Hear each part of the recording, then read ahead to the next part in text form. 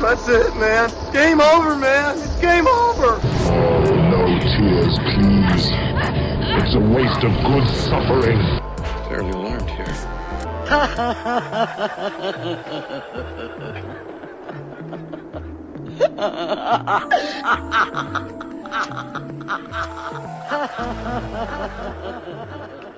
Welcome to MOTN Reads, that is Masters of the Nerdiverse Reads, where we look into some of the best literary gems that comic books have to offer, as well as graphic novels. You can also find this podcast on iTunes, Stitcher, Spreaker, SoundCloud, YouTube, and iHeartRadio. Yes, we're all over the internets, as it were. I am, of course, your host, Mike G., and I am beyond ecstatic to do this show this week because I have someone that I've known for quite some time and has been a actual blessing, I would say, in regards to my comic book knowledge and my availability to comic book knowledge. And I would like to introduce Jeffrey's Comics' own Jeffrey. Hi, how's it going, guys? Yes, sir. How's everything going, Jeff? Oh, it's going pretty good. January's looking good for comic books. Yes, it is. And they just keep coming out with good stuff, so we're pretty happy. I love that, yeah. Especially, there's always the big two, Marvel and DC. But I always love seeing like the other smaller comic book publishers, you know, throwing their hat in the ring.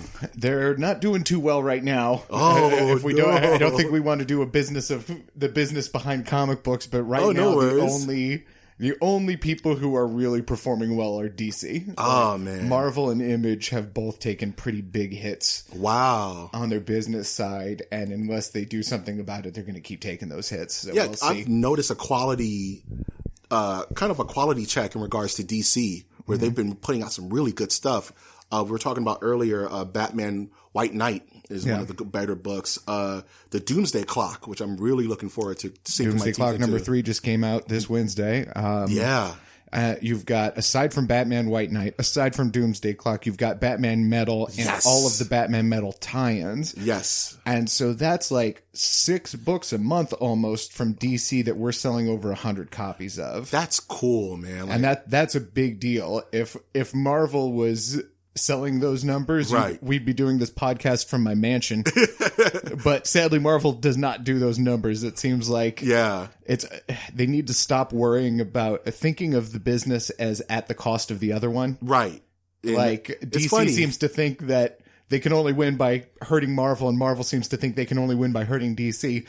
But if Marvel and DC just said, hey, let's do the Avengers and Justice League comic book, that would be the first comic book to sell 1 million copies in decades. And so it's a little bit of everybody needs their heads out of their butts. If I found out at Comic-Con they announced like the Amalgam comics were coming back, it would blow my mind. I made a joke about talking about how Marvel could bring some success back, and I said they could just start printing the Amalgam comics. I had 3 customers who just heard me make that joke saying, oh man, I would buy those. Like, people easy. like fun stuff. Exactly. And DC is doing like, what if the Flash was also Batman evil? I love the DC, the metal stuff. Yeah. I've been drawing them like crazy because the designs are so wacky. And I just don't know how that book's going to end. Like, I've been reading it. I feel like the whole universe has to start. I don't know. It's something so crazy. But yeah, the book we're talking about this week is a actual classic. I just found out this book is actually from 1989. Which was the year that Tim Burton's Batman came out, which is kind of a funny coincidence given the subject matter of both the film and this book. This book was actually quite groundbreaking at the time, wasn't it? Oh, for sure. Because it's so different. Yeah. It's so different in the book. I'm sorry. No, I wish my dad could be here for this little part because he owned the store back then. Yes.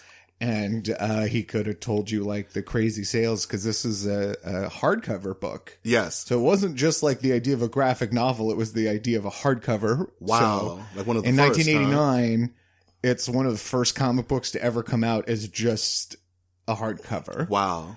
Because like Dark Knight didn't have that. It was 4 single comic books before it became a hardcover. This one started as a hardcover. The birth of the true graphic novel. Yeah. Kind of in a weird way. It's like also it really changed the way that like creators got paid. Because I've heard Grant Morrison say that like he still makes more money from Arkham Asylum now than he does from anything else that he does. Like because he got some... I think I remember this is not 100% in there. So don't quote me precisely. But basically like DC didn't want to do it. And so he's like, you can just pay me based on how many units sell. Oh, wow. And it was the best-selling graphic novel of all time because it was almost the first. And so it sold like a new comic book. That's back crazy. So he said like he made over $1 million in 1989 from sales. That's insane. Yeah. From a comic book writer. A comic book writer. This isn't a movie producer. This isn't like some big name actor. This is a comic book writer. Yeah. You know what I mean? And make those kind of numbers in 1989. Well, he was smart because he also came over from Britain, so he had already been doing comic books, but then this and Animal Man were his first forays into American comic books. Don't get me started on Animal Man. Two of my top 10 favorite all-time single graphic novels. I wish DC would, I wish Warner Brothers would get their act together so we can get an Animal Man on the live screen. That would have to be a TV show, though. Right. Would you want that on CW? I mean, that's really the only game in that's town. that's the only place for DC shows, and I mean, I'm waiting for them to make a mistake. Honestly, they keep not. I watch all of them. They're all really good. I've been watching Black Lightning. I had to just stop watching Green Arrow because I felt it was the least good of all of them. And it's not bad. It's not bad. But I love The Flash. I love Legends of Tomorrow. Time travel gives you 5 extra points on my scale. Yes, sir. And they're just so silly with it. But then they also love to do time travel, like actual intricate time travel planning. Yes. Which is another level of writing that a lot of people skip. I talk about that all the time, that time travel is such a slippery slope in regards to writing. Because you have to kind of be on your ball and to keep everything kind of tied together. Oh, absolutely. You know what keep I mean? your rules set up. Keep what the person's doing logical. Exactly. It's easy to write bad time travel. It's really hard to write good time travel. Yeah, I always give my friends... It's like, there's a reason that when we're saying the word time travel, the only movie that everybody who's listening to this is thinking of is Back to the Future. You know what? It's funny because I always give my friends, like, time travel could be Bill and Ted, or it could be Primer. It's like, yeah, no, exactly. And they right? all have a place because Bill and Ted is great. Yes. And then Back to the Future is more about the personal journey than the science fiction. Yes. That's a big part of time travel. Yes. We can go on and on about it. Show. This is not the time travel This is the Arkham cast. Asylum show. This is the Batman Arkham Asylum show. This is the Batman Arkham Asylum reads. And when I first picked up this book was at Jeffrey's Comics, located Gardena, California. Yes, sir. And we had a comic book club where we would meet every Tuesday and we would talk about these graphic novels. We get assignments like homework. Hey, read Starman Omnibus. What's that? Read, Pride of Baghdad. So good. Things I would have never picked up, right? And I wasn't cognizant in 1989 to be buying books. So this would have been completely off my radar. And I took this home that night, took the bus, came home, and was like, what am I looking at? The artwork is so, I said tactile. Yeah. It almost feels like it's almost like you can smell the pages in a weird absolutely. way. Dave McKean uses a lot of photography in his artwork. Yes. Like if the original art, quote unquote, could exist for this, it would have like stuff glued to the pages because I've seen some of his artwork and that's how it's done. Like he makes a full on collage. Like some of them have screws in it and broken glass and stuff. It's real broken glass. He didn't draw broken glass. He broke glass and put it on the page and scanned that page. The one with the electrode. Okay, we're jumping ahead. This is crazy. This is crazy. So what we would do at Comic Book Club, which we're going to do here at MOTN Reads, is we would do our fan cast where we actually break down the main characters of the story and we cast them based on actors present. We don't do past present because that would be kind of cheating. But anyone who's in the industry now. Yeah, exactly. It's like, Laurence Olivier is Batman. Right. Done. Got it. Zip. Right? Oh, man. But yeah, we go through our fan casts and we kind of pick our directors, we pick the actual actors, and we talk about it because this is always a really fun part of the process. Is if you were to make a film out of Arkham Asylum, what would it look like? What do you think it would be best to look like? And you can also decide if it should be a television show. That's part of our discussion as well, right? Absolutely, because some fit better as television shows. Oh, for sure. Where in this case for Asylum, I feel like this is a movie. It's the way this book is constructed. It has a beginning, it has a middle, it has an end. Oh, absolutely. This is a really tight. I mean, you could expand this story when you turn it into a movie, honestly. Easily. And it's timeless. This isn't any particular Batman in any particular canon, in any particular storyline. That's very important, I think, for it, is that, like, it doesn't mention a bunch of stuff that's happening in 1989. He's not, like, talking about Reagan and Bush. Right. It doesn't date it in any way. Like, you were shocked when I said, no, this was 1989. Yeah, because I thought this was like a mid-90s book. Reading it again, you could have put this book out today. It would have been exactly the same. Yes, and that's what makes it so special to me, that you can give this book to anyone and say, do you like Batman? You want to read something cool? You want to see you just have to know the basic concept of Batman. If you have any experience with the character Batman, movies, TV shows, comic books, you'll get Arkham Asylum. And that's a perfect segue into how we're going to cast this bad boy. So, would you prefer for me to start, Jeff? Yeah, I'm letting Mike start because mine is super weird. That's awesome. Weird is good. So when I think about this book, and if you've read this book, you can probably understand where I'm coming from, hopefully, because I am a bit weird, that it gives me a very strong horror vibe. This book is very dark in its atmosphere and its subject matter. It's like horror has a very specific connotation now, and it's like boo scary. Yes. But this is not that. This is like psychological terror, like Silence of the Lambs, or like movies nowadays would make you afraid of a cat jumping out of a corner. They don't make you jump scares. It's all jump scares. They don't make you truly afraid of the thing. Yeah. That is the subject matter of the horror movie we're talking about. The fear, right? So I was thinking, VHS was the last one I saw that was like, oh shit. There's some scenes in VHS that's insane, dude. I can still creep my wife out to this day. We watched it 6 years ago, and I can still do a line from it. Yeah, the part where it's the girl who says, "I like you." Oh my god, I can do my eyes the way she does it, and so my wife just loses her mind if I do it like that. Freaked me out so hard because so good. It was so good, and it had the perfect burn. Okay, we could talk about VHS all day, but if you haven't seen VHS, please check out VHS because it's one of the best anthologies since Creepshow. Oh, for sure, easily, right? It's the best. I haven't seen VHS 2. It's okay. It's not as good. Okay, it's not as good. But when I was thinking of directors, I was thinking atmosphere. I was thinking someone, if you gave them a bit more to chew, they would probably do very well with this. And the director that came to mind was James Wan.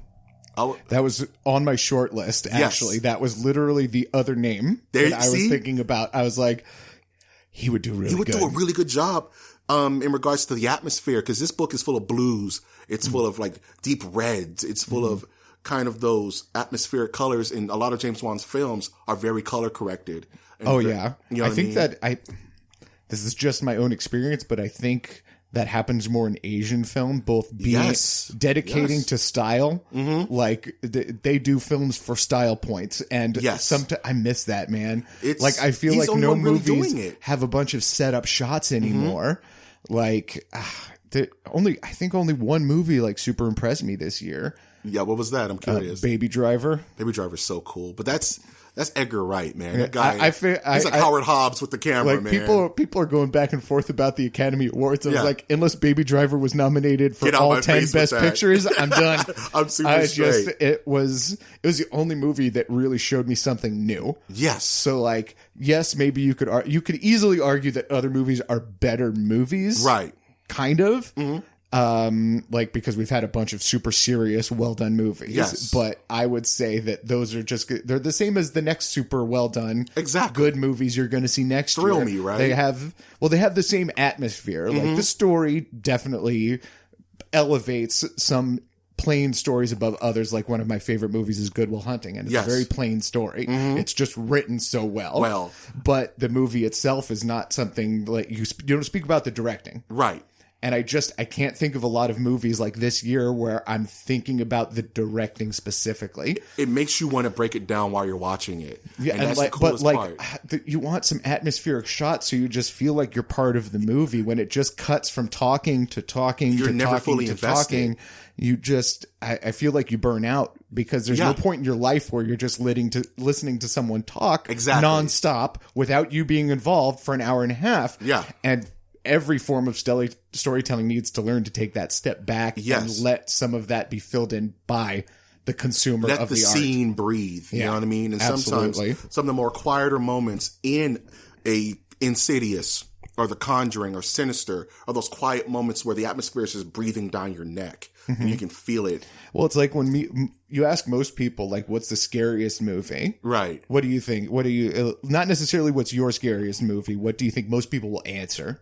Exorcist. Yep. Easy. And I would say Jaws probably would Jaws be the is second second. And I'm saying that neither of those movies have anything particularly scary in it. No. Like if you just took out a scene and watched it out of context, you'd be like, why are people That's scared silly. by this Why movie? is that? Yeah. But when you watch the whole movie, you're like, oh my God, beaches. Beaches. No. Oh no. Father Marin, don't jump out that window. Yeah, exactly. You know? I'm not walking stairs ever Again. That's why I'm fat. You know Exorcist what? did it to me. You know what? Jaws did it to me. That's why I'm fat. I don't go to the beach, man. Yeah. The second I step Don't in need no Jaws, beach body when you're staying away from Jaws. I love this quote from Rob Zombie. He went to go see it with his little brother. And he said that they were getting out the theater and he was literally in the bathroom of the theater thinking shark. like somehow it's going to come through the toilet and get me. Mm-hmm. But yeah, so I choose director James Wan for this weird, nightmarish, almost Batman film. I will give you my director. Yes, okay. Because the casting all needs to be done at once, but my director doesn't give a clue as to my weird mind. Brian Fuller is the American Gods TV show runner and runner of Hannibal, the television show. Both two excellent. Of the most inarguably the most beautiful shows of the last decade on television. You cannot like their subject matter because they get pretty messed up. Yes, but you can't deny that it's beautiful and messed up. Yes, and Arkham Asylum is beautiful. And messed up. So I would love him to just do the movie. See, I love this. This is why this is cool, because we're making two completely different movies, but at the same time, they're both being completely respectful to the source material in different ways, which is the good sign, which is a big sign of a good story. Mm-hmm. You know what I mean? Something that could be retold over and over from different points of view. Oh yeah. I think that's something that people don't value is the ability to retell a story. Yeah. Both just by you rereading it yourself. Yes. And also in like how timeless it is, how it could be remade to still reflect the exact same discussion that we're having today about ourselves. Exactly. Like some of the psychiatry might be updated a little bit. Yeah, but that's about it. That's about it. You know what I mean? But the core subject matter is still as strong as ever. Mm-hmm. My Batman might as well come out swinging. When I read this book and I look at the artwork, it reminds me of kind of like the 80s Batman, the slimmer, blue cape, gray costume, yellow shield. So I don't think of a bulky Batman. Yeah. And when I read this book, I also don't think of a young Batman. I think of a seasoned Batman for some reason, because just the way that the world itself feels lived in, so it feels like all of the people in it should also be lived in. Exactly. Like, I don't think anybody should be young. Like I was almost thinking of a young actress for Ruth Adams, the Doctor. Yes. But then I was like, you know what? Like, I want this person to be a living funny. Person. And so I went much older. The youngest person on my cast is the Doctor for me. Okay. Because I always thought like she could be in the Arkham Asylum and this is her case study. The Joker is her case study. The only person that is clearly the youngest from my cast would be young Arkham. You know what? Young Arkham? I take that back. Young Arkham is the youngest of the cast. Yeah, but after that, I don't think there's anybody that stands out as being substantially younger than the rest when we get to mine. Cool. Perfect. So for my Batman, I've chosen Mad Men's John Hamm. I think he has the build. I always had John Hamm as Superman myself. You know, it's funny because if you take off the mask and take away the curl, Batman and Superman physically can look the same outside of posture. You know what I mean? Bruce Wayne and Clark Kent don't look the same, but No, Batman and Superman do. I get exactly. that. Yes. So when I think John Hamm, I can think either way. Like I can see him as you put some weight on him, he could be Superman. You slim him down, he could be more of a. And Batman. I also honestly think that if you can figure out one of the characters, you should be able to figure out the other. Yes. Because it's basically they want all the same things and do it the exact opposite way. Exactly. So if you can wrap your head around Batman doing it basically for negative reasons to like prevent the same thing that happened to him to happen to anybody else. And Superman does it kind of out of love. I don't want anybody to be hurt. And so you should be able to, it's a different type of psychosis. But it seems so close to each other that I would think I would love to see Christian Bale play Superman. I think it would have been brilliant with a good Superman script, not any of this garbage that we got now. Like a good Superman script with him as I think that would have been really interesting, especially to see how far someone like that could have taken the physical transformation that Clark Kent and Superman have to go through. It is something it's something Grant Morrison chimed on and really made more relevant to me, is that the strides it takes Superman to actually make Clark Kent look different. Mark Waid did that first. Mark Waid, okay. But they both did it. Yes, they both All-Star did it. Superman had it. Yes. But so did Superman Birthright by Mark Waid. Good book. It's fantastic. Good book. There's two great Superman origins, and that's one of them. Yes. And in that, he takes acting classes. Really? That's so he can smart. act, and then it shows his mom making suits that are specifically too big. Yes. And so, but then you look at you can look at the sketches for when Frank Quitely is drawing it for All-Star. It's so amazing because he shows how he uses the exact same sized person. Yes. But how he makes Clark Kent look a foot shorter. Even though he slouches, he brings himself in, he hunches, and he just compacts himself so much. And but then back to Birthright. Yes. But then Lois Lane is like, "You're hunching all the time." And she super noticed. I know. And I'm like, that is so the smart. single best panel of Lois Lane that has ever been written. It's so smart, dude. It's so smart. So that was where, because I was thinking Don Draper, Bruce Wayne, easily he could. He certainly has Bruce Wayne down, but I would point out Bruce Wayne does not appear in this book. That's very true. But I would like to give that range to a John Hamm, because I think he's always been on the cusp of being that next level actor, and I think this would be the role where he can really. I would have him play Superman right now, and I don't even mind the guy who plays Superman. Not even batting an eye, right? Yeah, but oh man, John Hamm my time travel cast is John Cusack. Yes. But we're not doing time travel casts. That's fine. That's fine. Oh man, next big name, the Joker. Mm-hmm. You're coming out swinging. You're starting with the two big ones. Two big ones. I want to get these guys knocked out because they're one of the two most iconic characters in literature, funny enough, in this modern day and age. Mm-hmm. And my pick for Joker is someone I've always wanted to play Joker. Mm-hmm. Always since I've seen him on screen. And I'm just going to drop the name, Willem Dafoe. Willem Dafoe plays great crazy people. He plays great crazy people. And the thing about this Joker is that he's an effeminate Joker in a weird way to get under Batman's skin. Yeah. And I think Willem, based on his Boondock Saints work. Certainly. And based on his, of course, Spider-Man. The whole time I was watching Spider-Man, I was like, he's a better Joker to me. Oh man, he was kind of wasted in that movie. He shouldn't have died, and the mask shouldn't have been hard metal because his face. Otherwise, a really damn good movie. Like you watch it now, and you're like, it's just okay. Yeah. But you've got to remember what we super fans had back then, and it was nothing like what we saw. Nothing. I will tell you the nerdiest thing ever. I used to work at Long's Drugs over by El Segundo, California, just so you guys can perfectly know where I was at. And I was at work, so I had my slacks and my shirt and whatever. I brought a bag full of clothes because I was going to go right to the opening showing of Spider-Man when it came out. So I had my pants that had a acid washed Todd McFarlane Spider-Man on the leg. Nice. It was an Echo Spider-Man edition clothing. Oh, cool. And it had this button-up t-shirt that had all the comics on them, like in a collage. And it had a white t-shirt with a Spider-Man kind of holographic, where it went from the comics to the red and blue suit to the symbiote suit. Cool. And it was my favorite outfit of all time. I wore it my first day of art school. Yeah. Just so people knew where I was coming from. Yeah. And I was the nerdiest guy. I was like, where'd you get those pants from? Like, don't worry about it, man. These are my secret pants. But needless to say, Willem Dafoe is my Joker.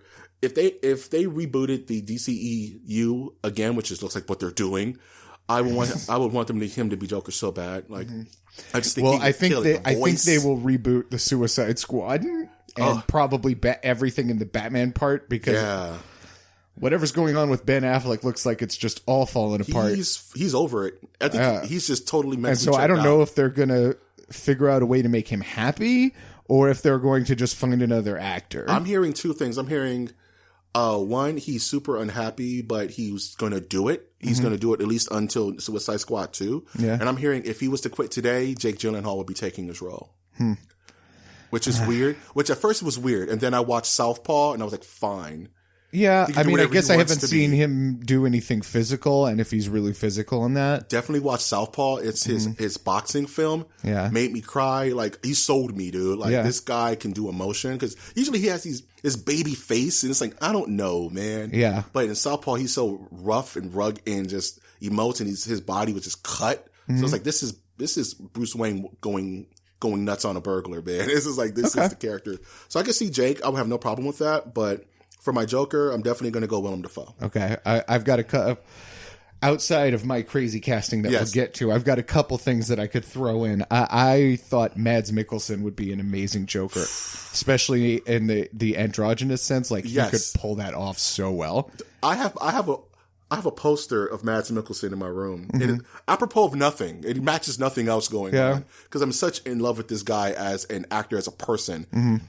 Like, even now he's doing work with Hideo Kojima for his next big game, Death Stranding, where Hideo's working with Guillermo del Toro and it's Norman Reedus, and of course, and he's like best friends with Mads Mikkelsen. And I'm just like, this guy can do anything, you know.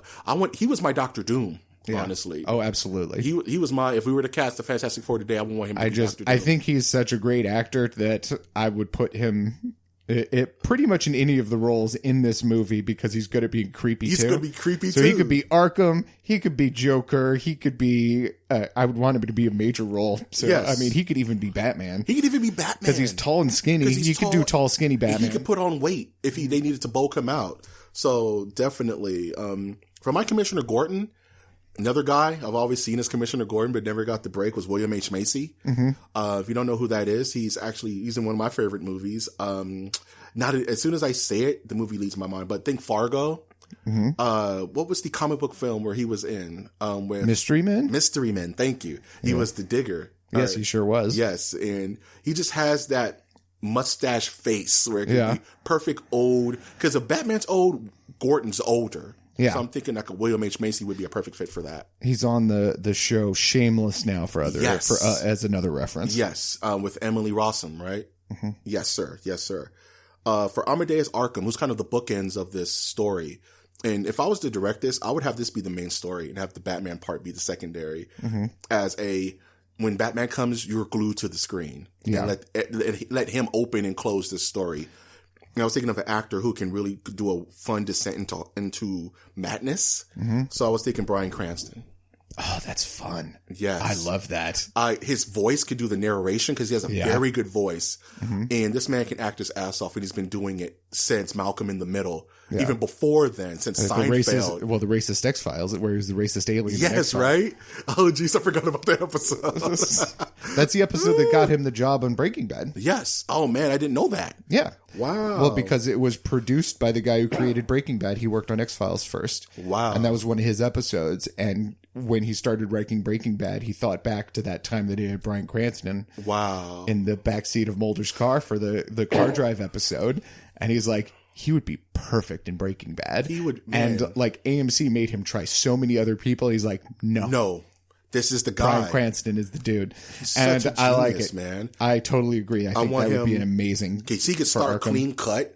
and then by the end of this film, just have the beard and the hair and absolutely. drawing the circular, super text all around his jail. Mm-hmm. So yes, a lot of this movie, or the movie that we're making, also reminds me of Dark City. Yes. I feel like you could borrow a lot of actors and directors and Ron everything Perlman could from just Dark fit- City. Was Ron Perlman in Dark City? No, he was No. in the other one. He was in Lost Children, right? City of Lost City Children. of Lost yes. Children. Okay, I'm mixing those up. But yeah, just that atmosphere, that infinite blue. Yeah. that And spirals movie. everywhere. Crazy spiral- people drawing spirals. Yes. So, If you see your friend and he's just drawing spirals, don't talk to him that day. Just let him draw his spirals. For young Amadeus, it's kind of a lob, but I really like this young actor. His name is Finn Wolfhard.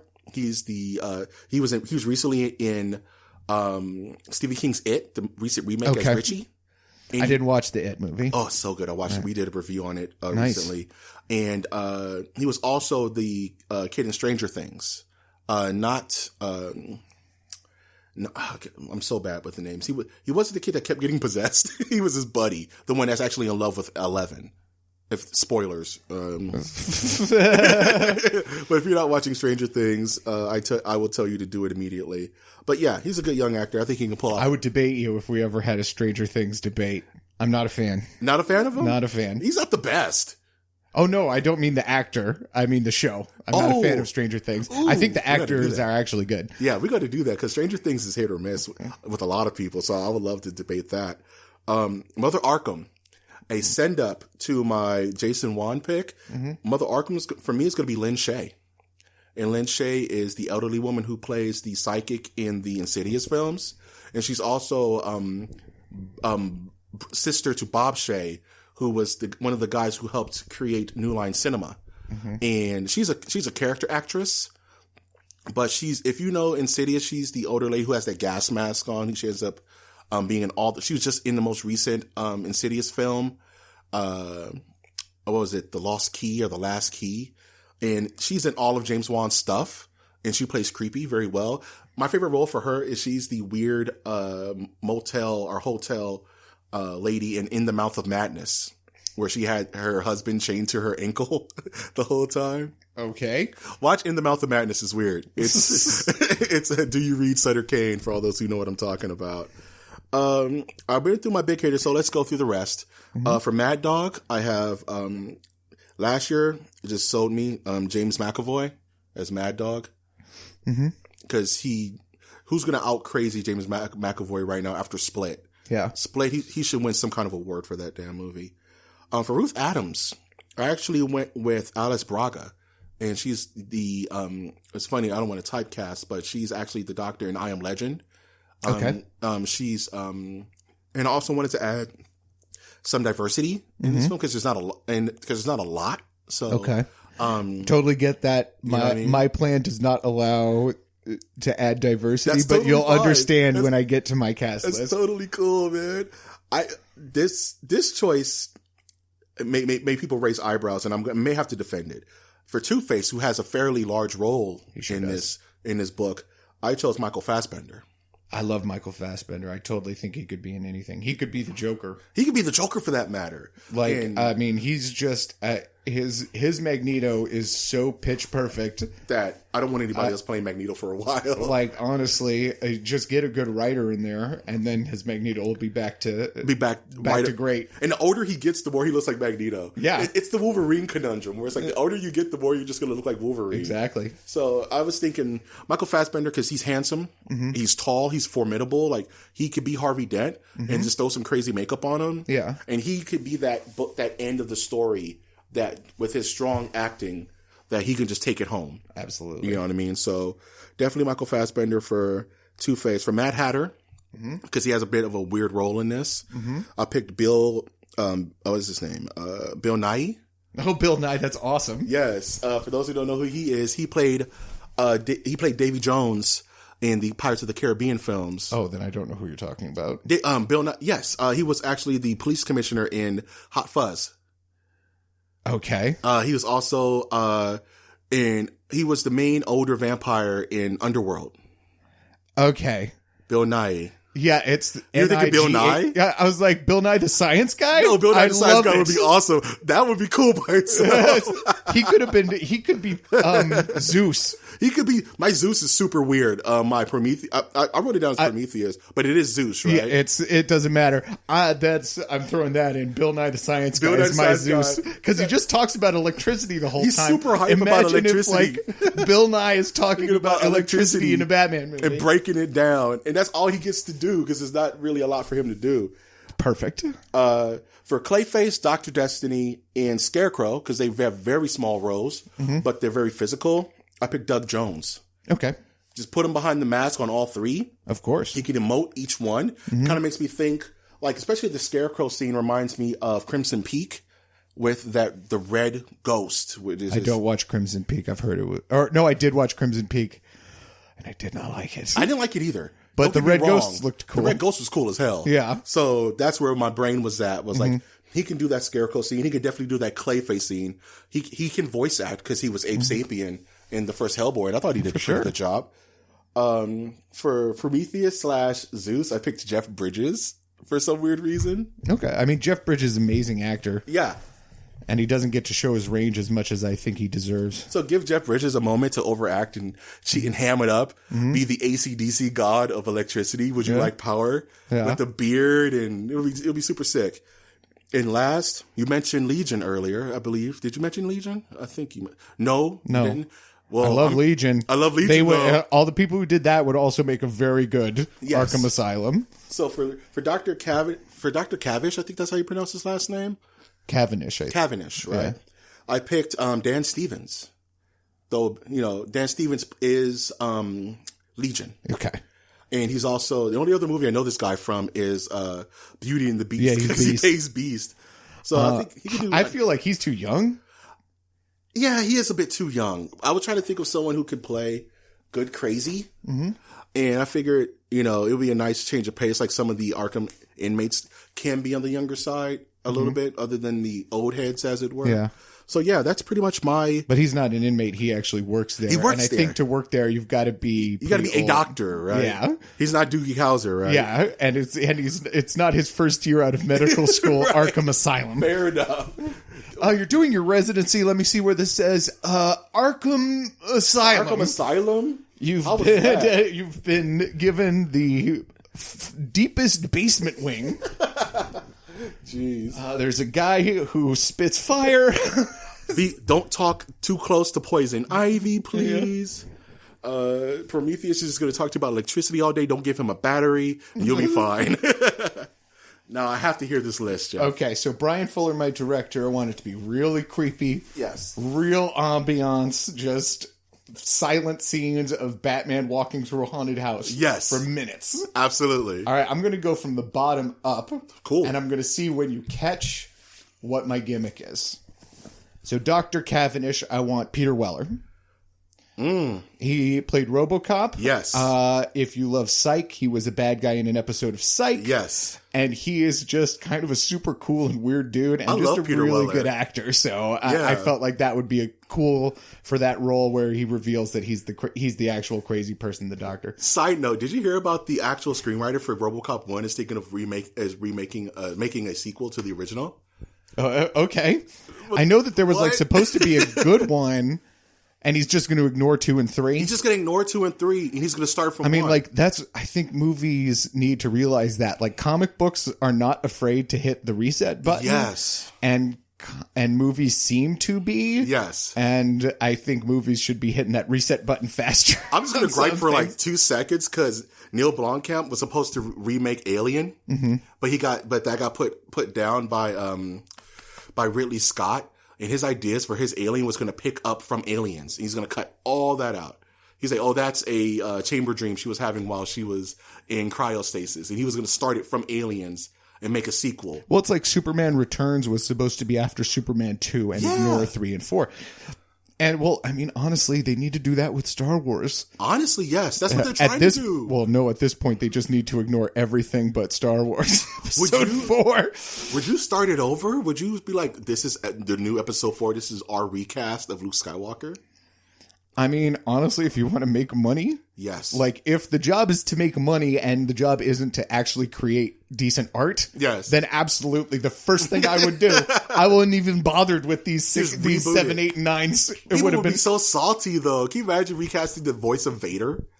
well, he's the one person who could actually still do it, to be fair. Yeah, true. So all the other ones you can get Because they're at kind me. of trying to do that with Han Solo. If Han Solo makes $1 billion, they're going to really start thinking about, hey, maybe we should start from here. Well, the thing that they really need to redo is the prequels. They're just so bad. Yeah. And I mean, honestly, at this point, I'm not holding out much hope for these sequels either. No, I mean- I thought the last one was just as bad as the prequels.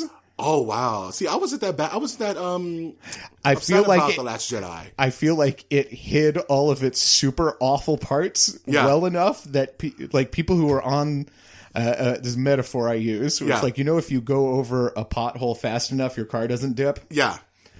So everybody who liked that's The Last Last Jedi was people who were like, I love Star Wars, let's go. And they just floored it over every pothole that So pretty movie much had. you just light speeded through the movie so you didn't feel it. Yes, exactly. Because the people who like it, I ask questions they can't answer. And they say, oh, it just doesn't bother me. I was like, but that makes it a bad movie. Okay, You cannot be bothered by it, Super but it's side still a note, bad movie. Ask me 2 questions. I really want to try this How really quick. long did the movie take in the lives of the people in it? It took about maybe at max 4 hours. We see Ray go to bed 5 or 6 times.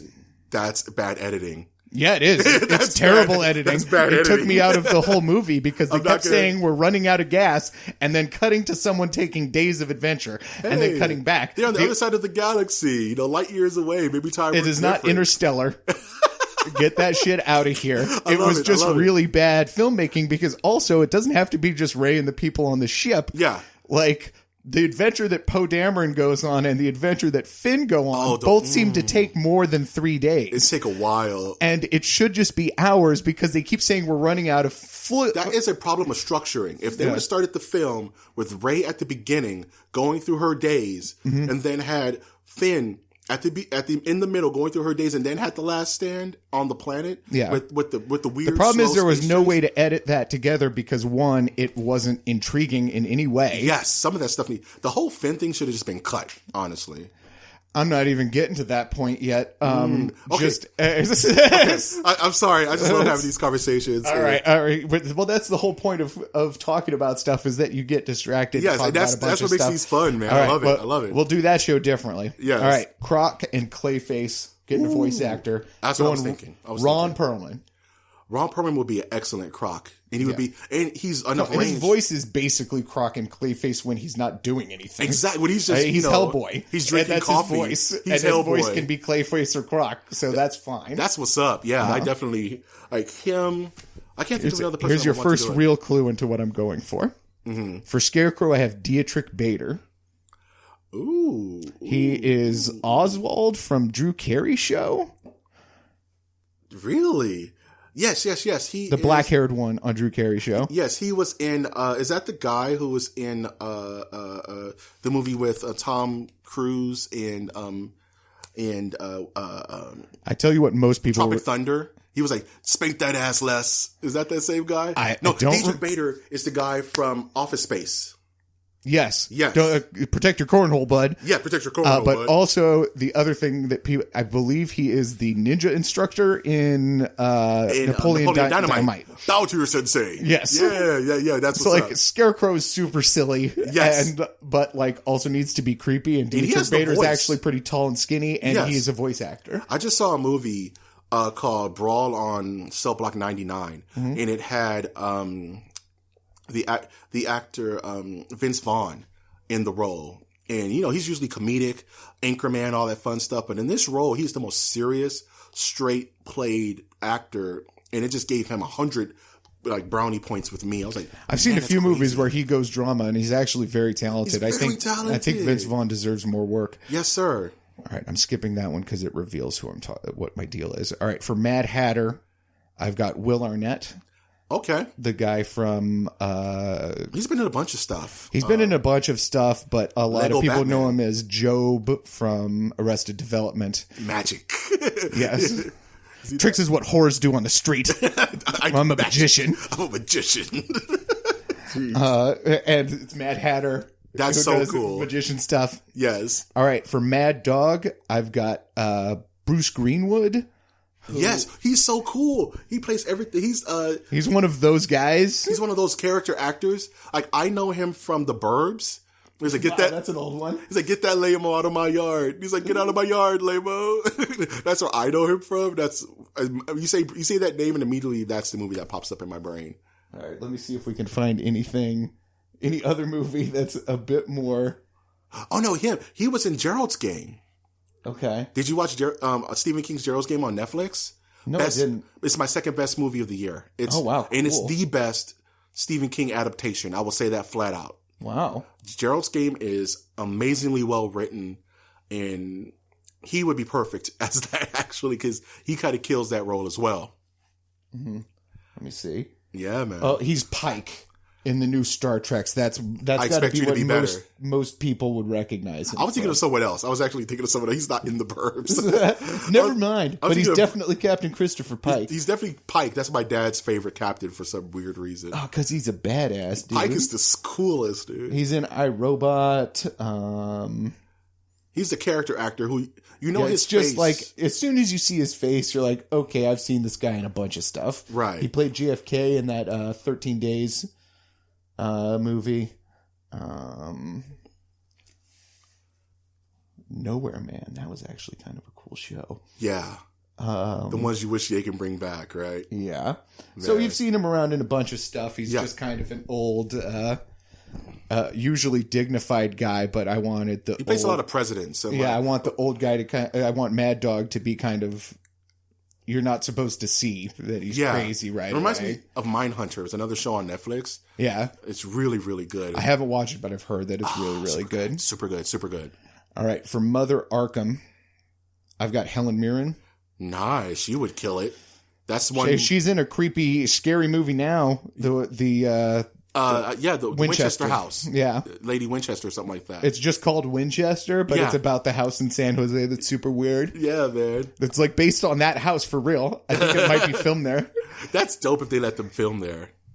All right, so now I have to reveal my plan. Okay, I had the if you really knew Batman, you might have been able to figure it out at this point. I kind of have an idea because I think I see a trend. Yeah, so when I read Arkham Asylum, I see it as a dive into Batman's own sanity. Yes. It's all about Batman. Yes. Like even the villains that he sees are through his eyes. It's all Batman. Mm-hmm. So every male character in this movie is a person who has played Batman before. That's awesome. Every name that I've said is a person that's played Batman already. I've noticed that. Peter Weller played Batman in The Dark Knight Returns, the recent film. Ron Perlman played both Hellboy and Batman in the Justice League Heroes video game. Yes, he did. Dietrich Bader was the voice of Batman in Brave and the Bold. Yep. For Dr. Destiny, I have Ben Affleck.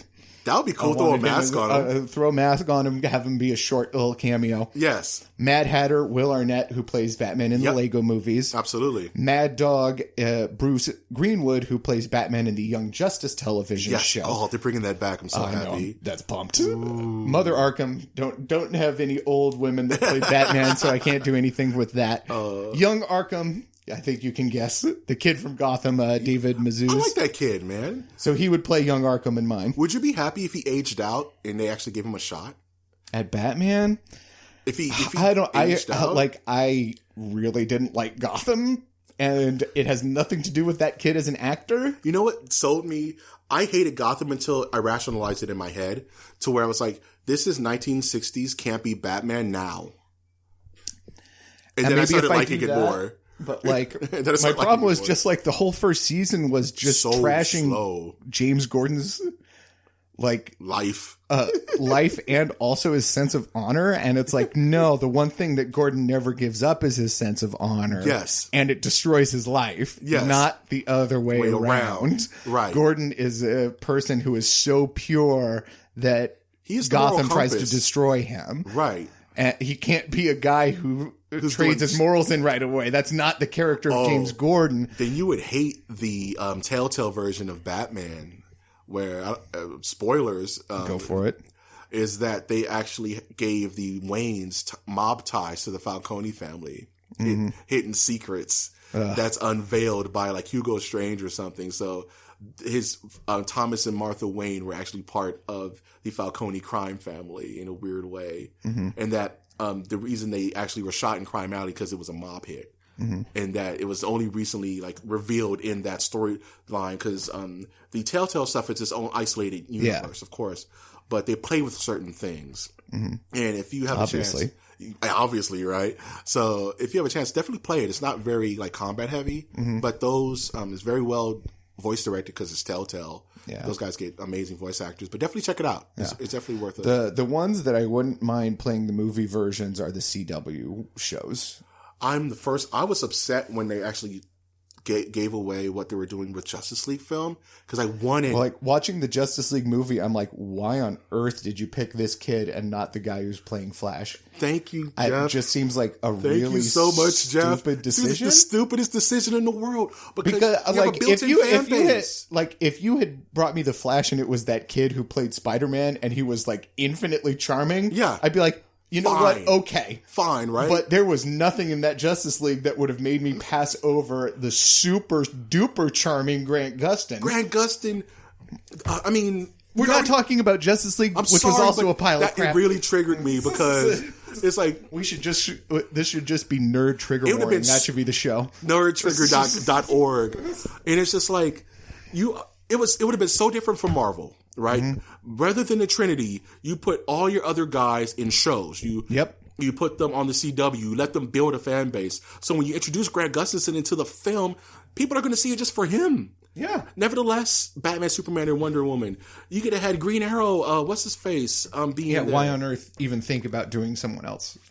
Like, Stephen Amell is so adamant that he be the only person that plays Green Arrow that he does the voices when Green Arrow shows up on cartoons. On other stuff. Including the Lego movie, where there is one line from Green Arrow. He did it. He did it. He's like, no one is so Green Arrow but me. That someone had to say this in the office. Yeah. We have these guys, we're already paying them. Throw them in the movie. It will be a perfect fit. If you want to do the multiverse, quote unquote. But the other thing is that they didn't make a pick that was for money. No. Like, this kid, he was not bad, but he's not going to sell the Flash movie unless I'm really out of touch with today's youth and he's really famous.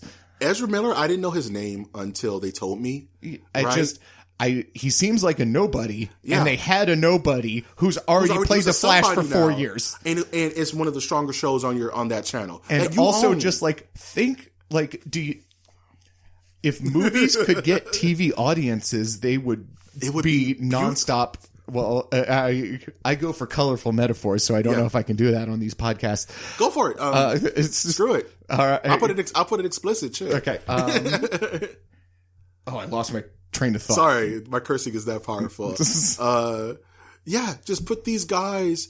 And you have a Martian Manhunter who does a great job on Supergirl. Yeah. Well, here's the thing is that also, like, those are two different audiences. Yeah. Like, and so you get all of your TV show fans to go to the movies. And then you just get every Justice League person to go to the movies.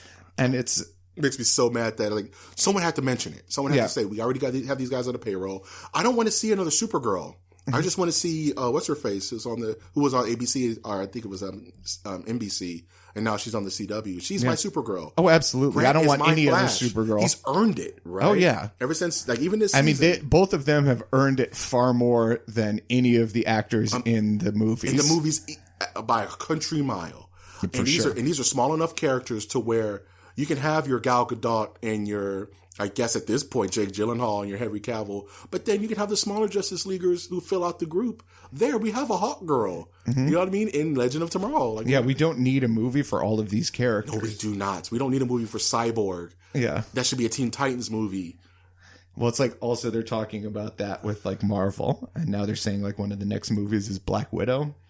And I'm like, I totally get... They're doing it for the fans, man. I get the female representation. There's just so many better female characters like at Captain Marvel. Well, Captain Marvel they're doing next. Next for real next. Yes. But like after that, like they're doing Jessica Jones, so you've got that really on lock. But I wouldn't mind... I don't know. Like... Well, because she's not written very well in the movies. Yes. And, it's like she's easily the least interesting. Although Hawkeye is in there too. He's pretty rough too. The best bit about him is the Saturday Night Live bit where he's like, "Yeah, I'm out of arrows. I got to go home." He's like, "You have 15 arrows. I have 15 shots." He's like, he had this. He's cool like, "Man, the thing only fits 15, like 16 if I really jam them in there, but that's dangerous." But that's dangerous, man. All right, let me get back to my casting. Yes, sir. All right, so now that I've revealed, so my interpretation of this book is that it's all Batman. Yeah. And that it's and so the next cast, Commissioner Gordon is Val Kilmer. I could see that. Absolutely. For Two-Face, we've got George Clooney. Oh, that would be cool. I like that a lot. Because he's the handsomest one who's played Batman, and so the most handsome person should be Two-Face because it needs to be.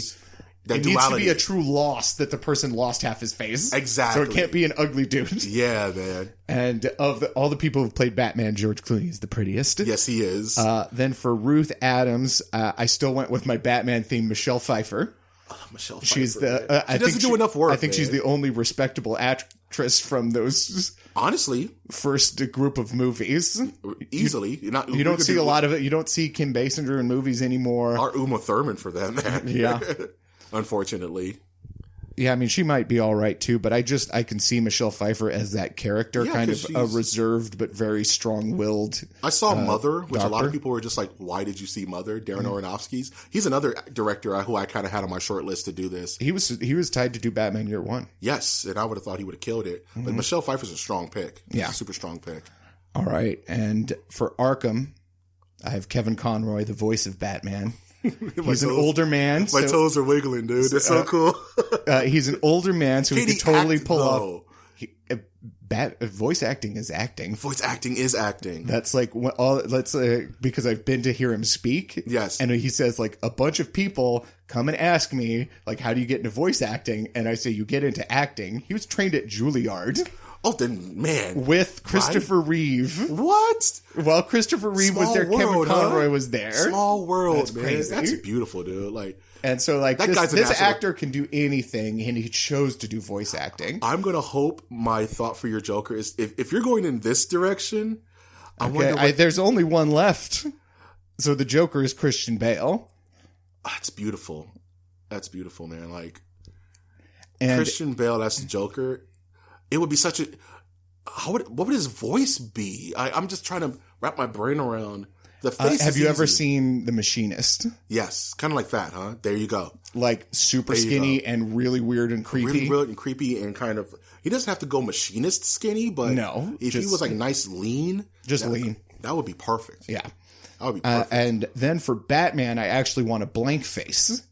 You never see Batman. You never see Bruce Wayne's face, so it's only Batman. You don't, and you know what? That works perfectly because it's going to be like Carl Urban in Dread. Exactly. So there were only two actors. There's only two actors. Yes. That are known for taking roles where you don't have to see their face. Yes. So Hugo Weaving or Carl Urban as knock Batman me out. Is what I would do. Knock me out, man. Put me to sleep. Hugo Weaving's one of those guys where it's like he was wasted as the Red Skull. Yeah, really wasted. Hard. Yeah. And from interviews, it kind of turned him off of superhero movies, which is sad. Yeah. Because V for Vendetta is one of my favorite adaptations. I think the only thing that Marvel is doing wrong is the villains, so I can see why the actors who come in to play the villains are like, I don't really like working for Marvel. All of them kind of feel that way. If it's not Loki. I got 10 minutes in the film. My character arc was nothing. It sucks, man. It makes me so worried about like Thanos. I'm so worried, man. Thanos is going to be nothing. No, I'm not worried about that. People are going crazy. And Brolin's a beast, so he's going to kill it. He's good. He's a really good voice actor. Absolutely. So yeah, that was my descent into Batman's madness. Is that every person he meets in the Arkham Asylum is a reflection of him and has played Batman. Yes. So they could get into their Batman mindset. Can you imagine that stage photo? Yeah. That set photo? Mm-hmm. That would be beautiful. It would be the ultimate love letter. But basically, I would tell all of these actors, you're playing Batman, playing this character. So how would you think Batman would interpret this character? Yes. And now that you mention it, it puts a completely different spin on how I look at this book, especially the Clayface scenes and the Joker. Well, I mean, because it's all, obviously the Arkham story is supposed to reflect Batman's journey through the asylum. Yes. Back when it was just was it a sanitarium or just a hospital? I think it was just a plain old hospital Okay. at first.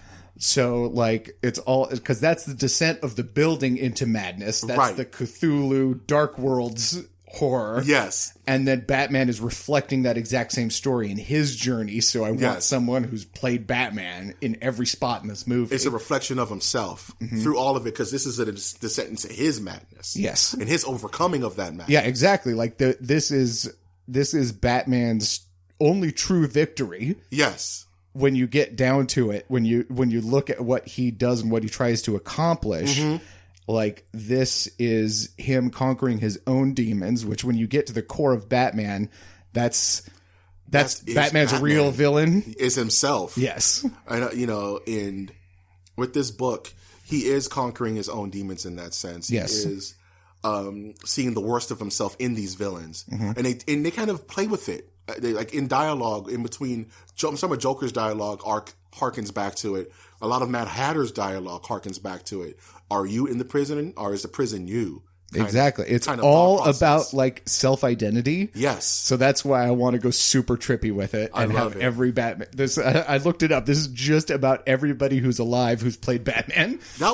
This movie, just throw money at it, man. Yes. This movie would be. And what's crazy is not all these actors are big names, so you can And do also, it. like, You I can bet do you it. could guilt George Clooney into doing it because you'd be like, you blame yourself for Batman 4. We're going to forgive you. We're gonna forgive if you. you come and do this. Two-Face. And do Two-Face, please. He would do it just for the lulz, though. Yeah, he seems I like mean, a cool enough guy.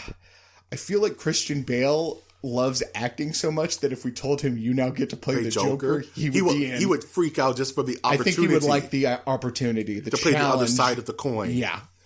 And, oh man, I would love I think that would be perfect in a lot of different, Connotations, man. Like a lot of different ways you would look at that. but just other movies and stuff too. Like, Yeah. the way you should be thinking about it is that whoever plays like Reed and Doom, Yeah. you should be able to switch Swipe them. them guys out. And I like the idea that you can switch Joker and Batman. It's the best villains are reflections of themselves. Heath Ledger could have been a very interesting Batman. He would have been a very good Batman, honestly, if given the opportunity.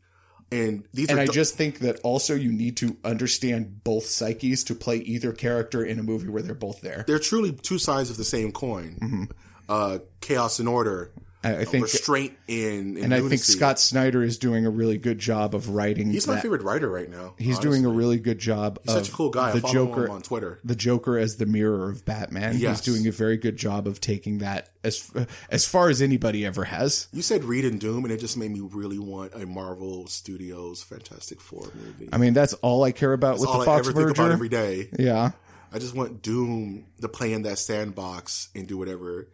Well, I'm curious if they're just going to scrap every movie that Fox was working on. Yeah, that's the plan. I think that's the plan.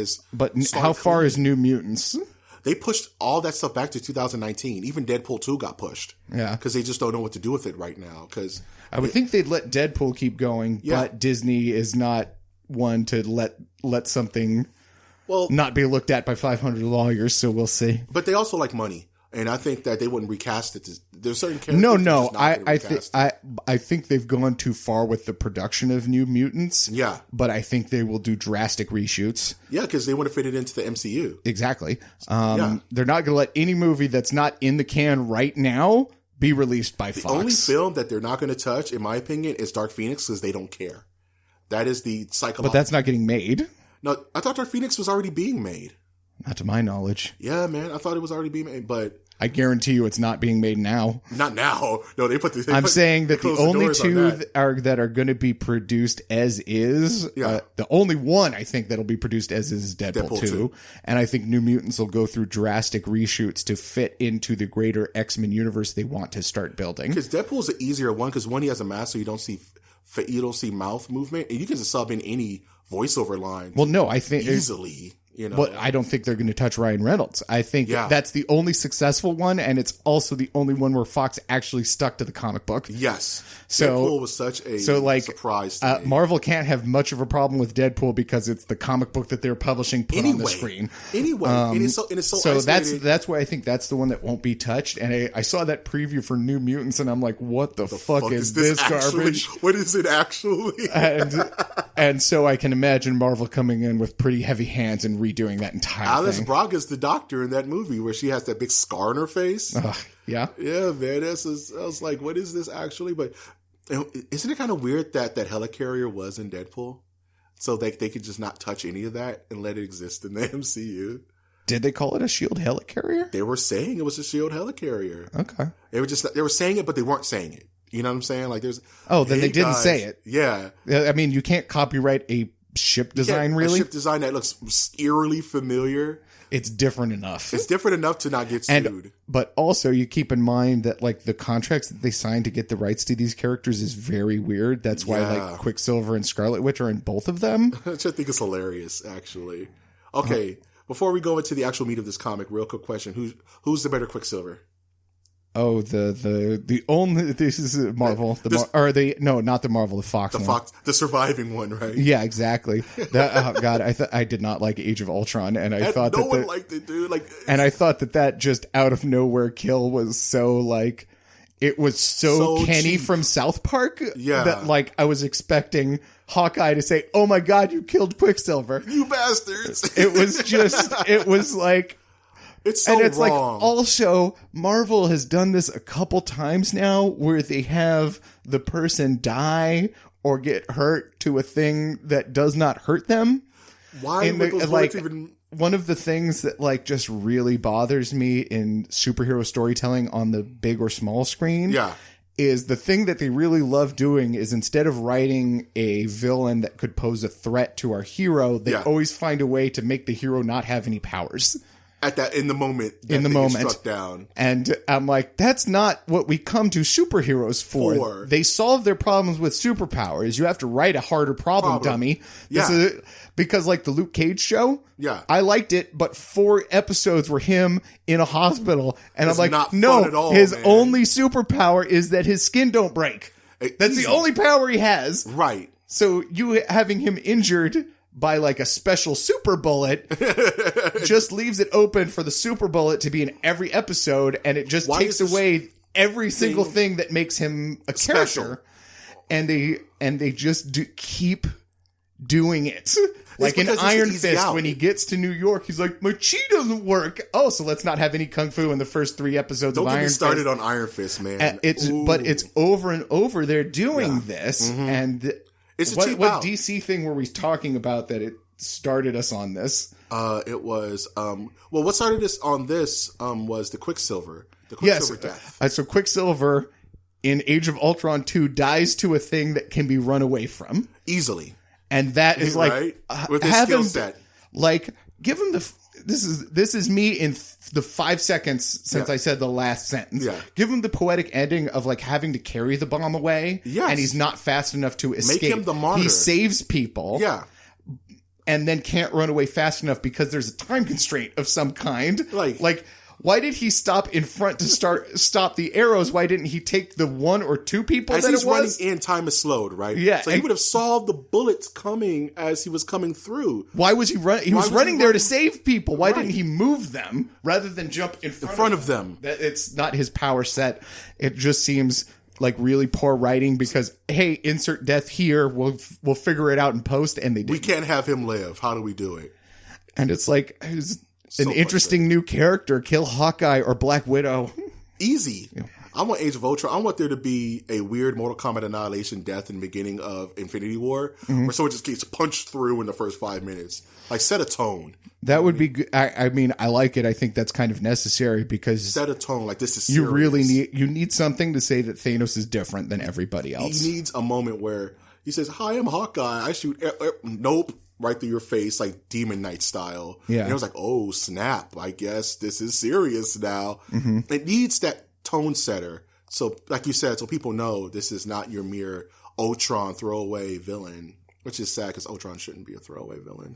Yeah, they just did so little with him. It was just a real train wreck, that movie. Criminal. But let's talk about this book. Let's talk about Arkham Asylum in itself and kind of like the story behind this, which is...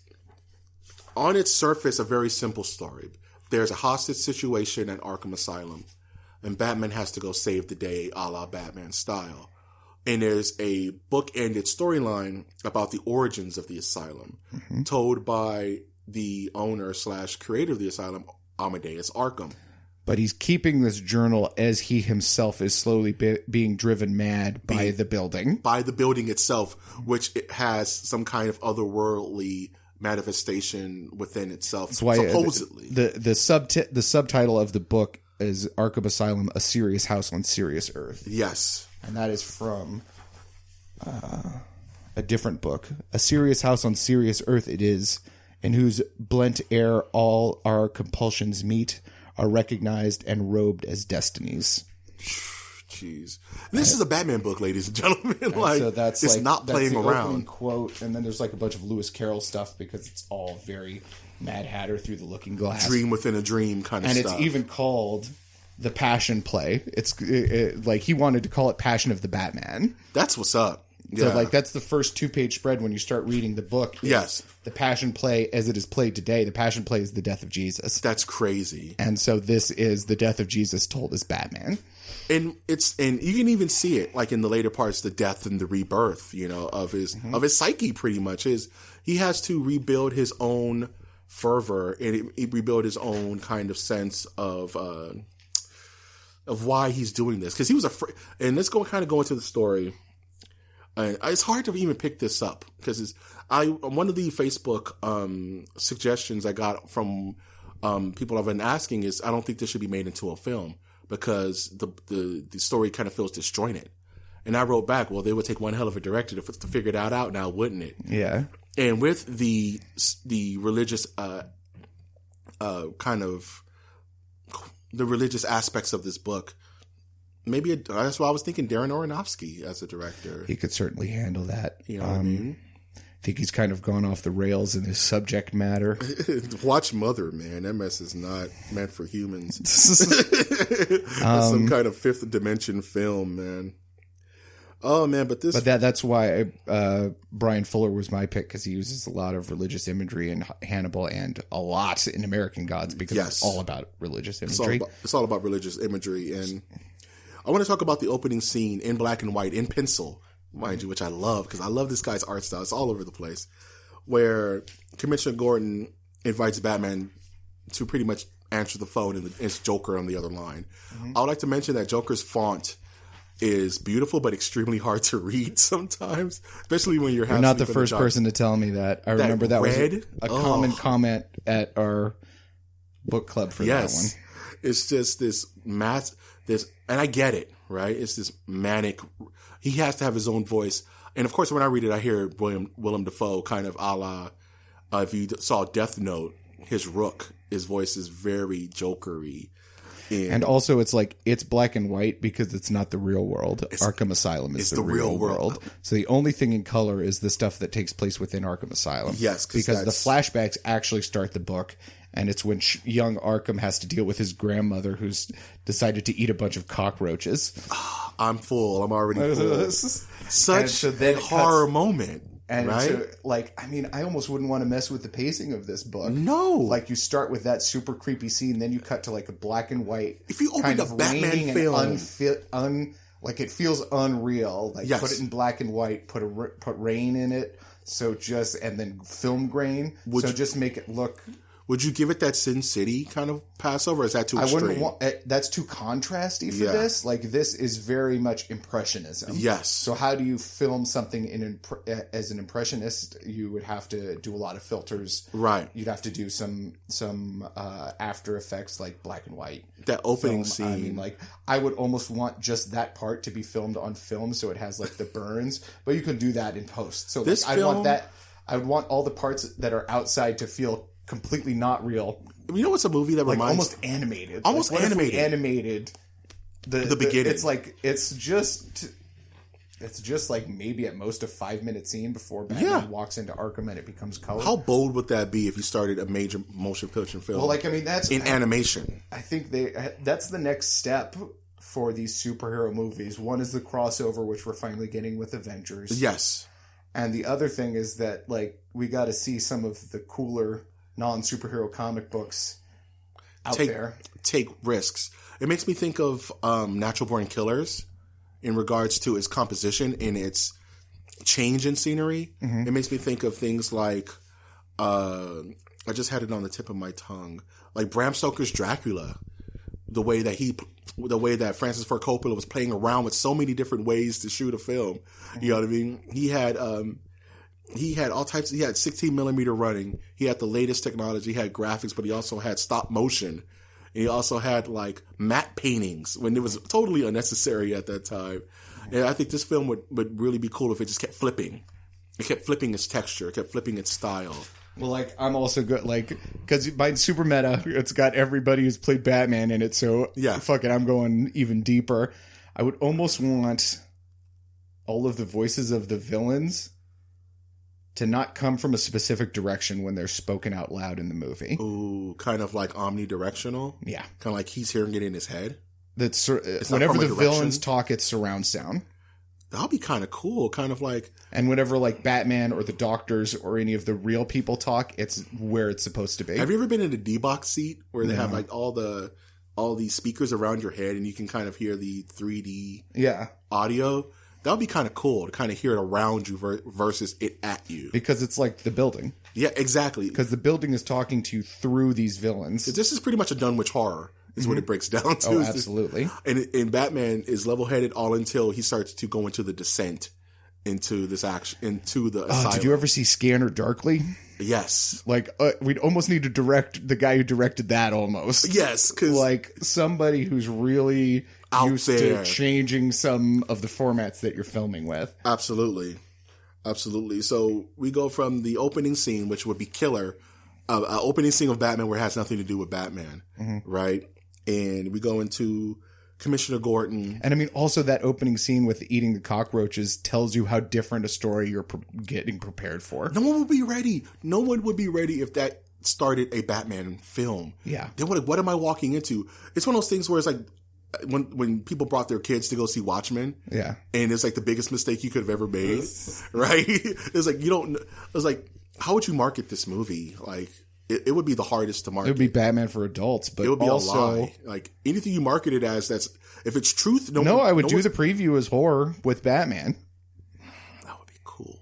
I mean, you can't keep that a secret. You can't keep that a secret, right? They've got to realize that this is a horror movie starring Batman. Yeah, absolutely. And what makes me think about the opening scene is the skrit. While the Joker is kind of buttering up Batman, and you hear that skrit. It's like, and as a reader, you're like, "What is that?" And then you and Joker kind of lets on that. What was the name of the actual captive? Was it Ruby or Rose? I forget her name. I wanted to cast her too, but I decided not to at the last second because she had such a small role. I mean, I don't remember her name either. Yeah, through the book because she was only in the front for like 2 seconds. I'm trying to see if I can find her name. A young girl. They listed as a young girl, but she actually had a specific name. What? Okay, I've got an interesting topic for us because I know we don't want to just break down and reveal the ending or anything. Right? No, not we yet. don't do that because I want people to go read this book. Actually, exactly. Yes. Oh wait, I lost my idea. Yeah, this book really plays on just art. Like, I'm that guy who reads a comic for the art. I'm an art first, story second kind of guy, just because I'm an artist.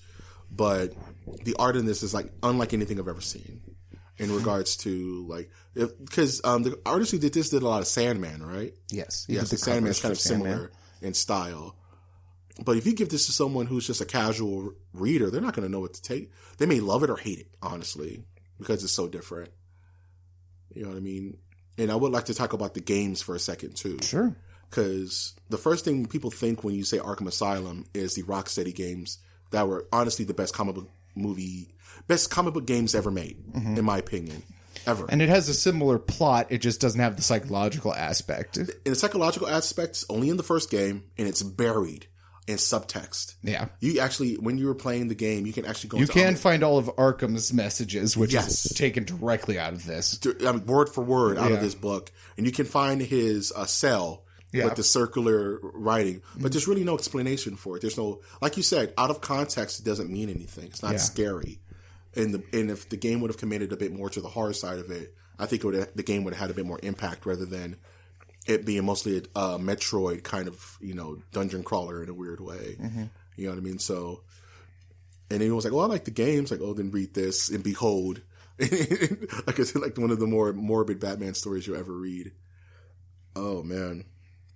I mean, it was also an episode of Batman the Animated Series. Really? I missed that. Which one? I forgot the name of it, but there's an episode where they take over and Dr. Ruth is in it. Is it one of the later ones? Like, I don't remember. If I remember the animation style, I think it's the first half animation style. Okay, before the Batman Superman Adventures. Before Adventures of it Batman and became a Robin. little bit more angular. Yes, that's just the animation change. It's still the same continuity. Oh, but anyway, I thought of my topic of conversation. Yes. I don't think we want to go too much deeper. I want people to read this. Yeah, exactly. I don't want to go too deep. Here's the one thing that has aged poorly with this book. Yes, is Batman villains. Ooh, yes. There have been a bunch more that are better fits, you think? Or just if we're making a movie, it's got to be longer than this. Yes. So he's got to, I think, go through a few more villains. Yes. So like which ones aren't represented that should be represented? Off the top of my head, immediately, Mr. Freeze.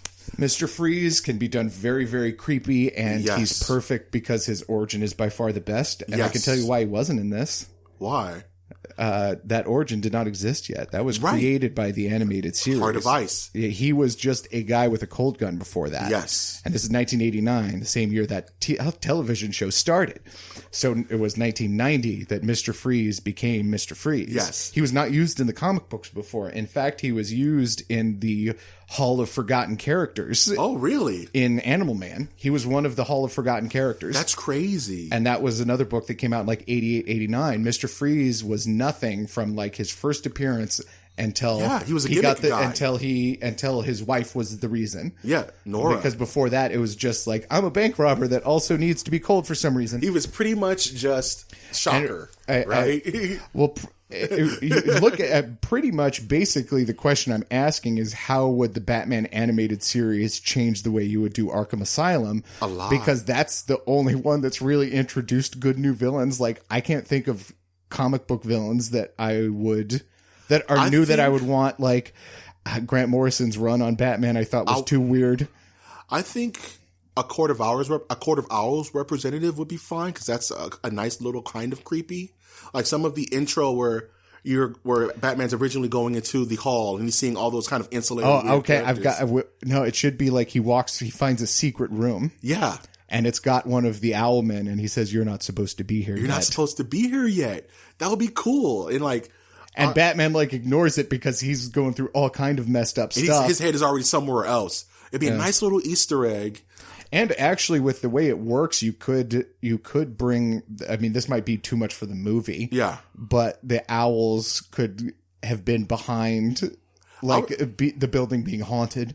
They could have been behind making Arkham go mad. Like it could have been their ancient cult. Yeah, they're right? an ancient cult. It could have been part of their machinations. See, that's what I'm talking about. That would be fun to bring. So that would be a fun character to bring into the modern era, and or it is in the modern era to bring into the Arkham movie that we do. You'd have to do Harley Quinn. Question: Would you replace Ruth with Harley pre Harley Quinn? Would it be Dr. Quinzel? Would that be more interesting? That would be a very great origin for her. Yes, honestly, going through that and dealing with the Joker and learning and having to kill somebody and having to kill someone and feel that trauma. I love that way more than the origin for the Mad Love origin is great, but then like the New 52 or the Rebirth origin is that she was actually thrown into the same stuff and her skin is white just like him, but it wasn't as she's much. She's white too, but she's not as crazy. It wasn't as much juice. Yeah, it was. That kind was of the explanation for it why was she a didn't go diluted full version crazy. of the Acme. I don't know. That seems boring and lame and makes her origin tied to the Joker way too much. And whereas this one is kind of her descent into madness, also via Arkham. It also gives you a reason to make this character young. Yep. And then also you could have like the very end of it be her talking to Joker in a more romantic way, and then you introduce and we do Mad Love, and then we do Mad Love next, right? Which is another thing that could be easily adapted. other but like characters? Mr. Freeze, Harley Quinn, I Yes. think you have to do both of those. At this point, Catwoman is kind of pretty important. Yet again, an advention of the Batman animated I think series. she can be done very creepily, but at the same time, you have to be very careful. The problem is that I only like her as a villain and have no interest whatsoever in For reading being these. the love interest of I just think Batman. it's very fat cheap. fucking garbage. Yeah, It's very just cheap. terrible. It's so cheap. I just hate it. And that's Like, what the comics are doing now. And the thing is that I love romance in the comic book. Yeah. If it was him and Zatanna getting married, I would Yeah. be like, fuck yeah, yes. that's that was dope. one of my favorite Batman New Adventures show when it was Yes. the flashback one, and it showed him training with the magic with her dad. with and it was Zatara. so cute. Yeah. And like she liked him. It was so great. And the comic books have a history of that too. But you can't say that Date Night is not a good book, though. I have not read that one Date yet. Night's super good. I've heard that it's super good, It's but so my well problem written. is that we have to throw out every single bit of Catwoman continuity to do this new story. Yeah. And at that point, why not just use a different Why not just character? use a different character You're altogether? changing Catwoman top to bottom. 100% of her character is different now. And that's a disservice to her in the worst way. Yes, it makes Catwoman a super uninteresting character. It makes Batman less interesting for being in stories with her. Right. Because Like- unless it's his character. It cheapens his character substantially. It's just I find the whole thing gross. And like I said, the only way they could do it is if they completely write the Catwoman character, which Yes. is what they seem to be doing in the new DC books. Is that she was like never really a criminal? She just was like, she just played one on TV, I guess. Yeah, and I'm like, Jeez. oh, that's boring then. Yeah. Because then it's not Batman hooking up with the villain. Yeah. So it's none of the It's stories none of that the are stories interesting. that you want, right? Yeah, it's just vanilla and boring. And like Zatanna would be cool because she would have to open his world to the magic, which he doesn't like. Really mess with. He doesn't accept that it exists in some books when he's fighting magic stuff. Exactly. He's And trying so to like quantify his it. girlfriend being Zatanna and like fucking having Etrigan on speed dial would be an interesting dichotomy. Oh. Whereas this dichotomy is boring. I just want live action Etrigan and have him freestyling the entire time. So who do we have? Jay-Z? No. Who's got the best flow? The best flow? I would do something weird and put in something like Kendrick Lamar. How is As that a weird? young Isn't he like thing. the most popular Yeah, right because now? he's like the most popular and would bring in money. Yeah. And he's very conscious, and I think he can write some really decent stuff. Question though. Yeah. I want to sub out Killer Croc and put in Bane Okay. as the demon, as the serpent. And let him be the final kind of confrontation for Batman. Because I don't think they both could fit, because they both fit a kind of a weird archetype as, well, I mean, also, if we're trying to run with the religious aspect, then we need to rethink everything that we've been true. talking about. So but leave them both in. adding a woman lets you do the Mary story. Yes. And so and also like she's pure at the beginning, but she's not by the end would be That's Harleen Quinzel. that would be a great retelling And I of the think, Mary like, part. Joe Marketing would want Bane in there. You know what I mean? So they would probably find a way to shoehorn him in this film. But you could do a different direction with Bane. Cause I don't think they would try to shoehorn Bane because the last one was the least successful. And True. not that it was a failure by any means. It still made a crap ton of money, but I just don't think that they care much about the character of Bane. I would not be surprised at all if they did it 100% different. And so if you're doing Bane, though, the problem I have with Bane in something like Arkham Asylum Yeah. is that he's only useful if you mention the time he broke Batman's back. True. And so, like, if you do part of it in flashback in this, like the flashbacks Yeah. happen, if you add a flashback to, like, the time that Batman was broken. Yeah. And so, like, so, like, that, if we're going religious, that would be him on the cross. Yeah, him on the Christ on the cedar, right? So Bane would be the Romans if Yes. we were retelling this story. So, like, and then the flashback, the Bane breaking his back could so easily be drawn in the cross. You make Bane Easy. really skinny Yep. and breaking his back long ways, and so he's And coming Batman out on the spread cross. out. Yeah. I mean, Beautiful. Money. that's great. Because I think Killer Croc is probably just there as the serpent motif. That's true. So you keep him in because it would diffuse I like a lot of also like the way they do Killer Croc now is he's kind of more a Human. leave me alone. He's more of a Hulk. Hulk Yes. just want to be left alone. Just let him do his thing and he'll be fine, right? And so how could we do that with the serpent? Yes. Like it could be that you have to seek him out. Kind or of it could thing. just be that like I got an idea. The seduction of the serpent. For Croc, for a different Croc scene. Croc's scene is that he knows the way out. He can leave at any time. He just doesn't want to. Because he feels more safe here. In the sewers below Arkham. But also that is the lizard bringing forbidden knowledge. Yes. The seduction of the serpent kind of thing, right? The serpent is coming in and trying to cheat the rules that Joker put down. Yes. But Batman has to turn it down. But Batman has to say, no, I have to do this the right way. Yeah. You know what I mean? I have to do this my Well, way. he does that to an extent with the doctor where she's like, we've got the way out. Yeah. And he's like, no, I have to finish this. I think if the serpent was the one offering him the way out, it would be more metaphorical. Way more metaphorical and way more poignant.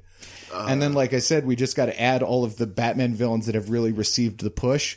Like, I don't think Penguin's interesting, so I wouldn't want him in it. But they've really tried to make him interesting. I kind of want Riddler. The Riddler just works.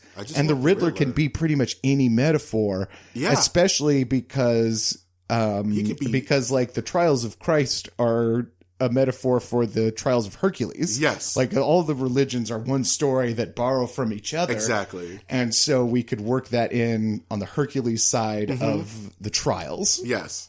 So I definitely. And also we've got Poison Ivy. She seems really elemental. She'd be very elemental, and she will also be a source of temptation. Yeah. You know, like, because Christ was tempted by the devil, but the night before his crucifixion. Yeah. So she can fit in there in that kind of way, like you said. But she would be more of the Adam and Eve part. Yeah, she would be. Would you want her to be the tempter of Adam in a weird way? Because Adam, technically, in this story, would be. Who was Adam represented as? Would you say in this Christ allegory? Adam and Eve don't have to be in the Christ allegory that we're trying to tell. Yeah. But just one, I think we need more women. And Poison Ivy yes. has a bunch of the imagery there, the forbidden apple, plants, it's all there already. It should be done creepy. And you could have her and Croc together. Yeah. For some reason. Even the serpent. Yeah. Okay, it doesn't like matter. they could be out. They could be separate, and both of them are just like, we want to leave. Yeah, we want to leave. Or he knows the way. Or like Ivy says, I want to leave. Croc knows the way. He'll take us. And Batman talks, and Croc says, like, I can leave whenever I want. I just like it here. I just like it here. And so he has to incapacitate Ivy from leaving. And then with Croc, he just lets Croc go. He just lets Croc go because he's not going to go anywhere. Yeah. Green skin or flesh tone? Ivy. For creep factor. No, not green. No, I hate green skin. No, I just was wondering. No, and I'd want the outfit to be more primal. It'd probably have to be CGI.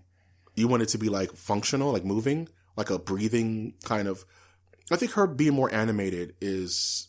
Something. I want the plants to be like growing off of her almost. Like they always make her outfit look like it's made out of plants, but it just looks like a stripper made her outfit out of plants. Yeah. I want a person who actually looks like she's growing out of the ground in every scene that she's in.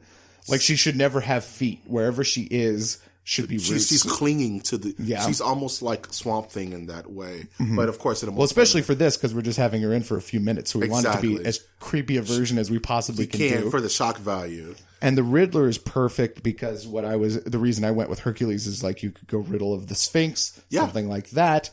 And, also there's plenty of people who ask questions of Christ and it could just be the fill-in for any one of those people. And he can ask those existential questions. Because that's how the devil tries to tempt him, right? He asks the existential questions the night before. It's like, do you really want to do this? You know what's going to happen. You know the outcome. You're the son of God. Do you really want to go through this? Yeah. It's like it's the same, could be for Batman. Like, you know the way out. Why are you going through all this? What's the point? Yeah. What's the riddle of Batman? Right. And that would be excellent. And it'll be a good way to actually have a decent Riddler on screen. Sorry, Jim Carrey. Yeah. Oh, man. Have you seen Mads Mikkelsen would be an amazing Riddler. Mads Mikkelsen. I want him to be me. I just want I want my autobiography or my film to be me. Have you seen any of the Injustice games? Like Injustice 2? Not enough to know the story or anything. It's not really story. It's just like the looks. The looks you're mentioning is a very organic Ivy. And it's all facial mocap. It's a beautiful game, but it makes me think of that in regards to her look. She should be more primal, almost almost like an elemental. Like almost like the tree folks from like Lord of the Rings. As she's standing there, she's growing roots into the ground exactly. through concrete. Mm-hmm. You know what I mean? Oh, and then she herself is the tree. Yeah. And she could be she could be both tree and the Eve wrapped. Can you imagine if she just grows an apple, just plucks it and eats it off? That would be such a visual, beautiful thing. Yeah, and so that's obviously what would hapen. Exactly. As she's talking to him, and just a part grows out and grows an apple. She's like, "Oh, would you like some?" Batman's like, "No, I'm on my Might Batman be too grind." over the top. I think she just eats it in front of him and doesn't mention it. Nice and subtle. Nice and subtle. We want to put the B in subtle here. The B, yes sir, yes sir. For this, we don't want to give away the ending. Mm-hmm. Now I want to get to a point where we actually do a ranking of this beautiful book. Out of 0 out of 5, what would you rate Grant Morrison's Batman Arkham Asylum? I guess 5. It's the maximum of any scale that can be given. It's one of those perfect books. It is a perfect comic book. And this is coming from a gentleman who's read thousands. Yeah, you could look just around this room. There are thousands of books that I've read, and Batman Arkham Asylum is above almost all of them. It's definitely the number one Batman story ever told for me. Thank you. I feel the exact same way. And it's so finite. It's so into itself that you could sub it into any part of Batman lore and it fits. Yeah, this Future could books just be, can talk about this. It'll make sense. You could literally put this as just a random issue of Batman at almost any time. Yeah. And it's about him breaking down from the endless fight that he's in, which is always Batman. Yes. So this could be detective issue number anything. And it would make perfect sense. And the thing that really trips me out is that no one has adapted this really. Like, there's no real... Well, I mean, I kind of understand with what your fans were saying that it's just really hard to How adapt. do you do that?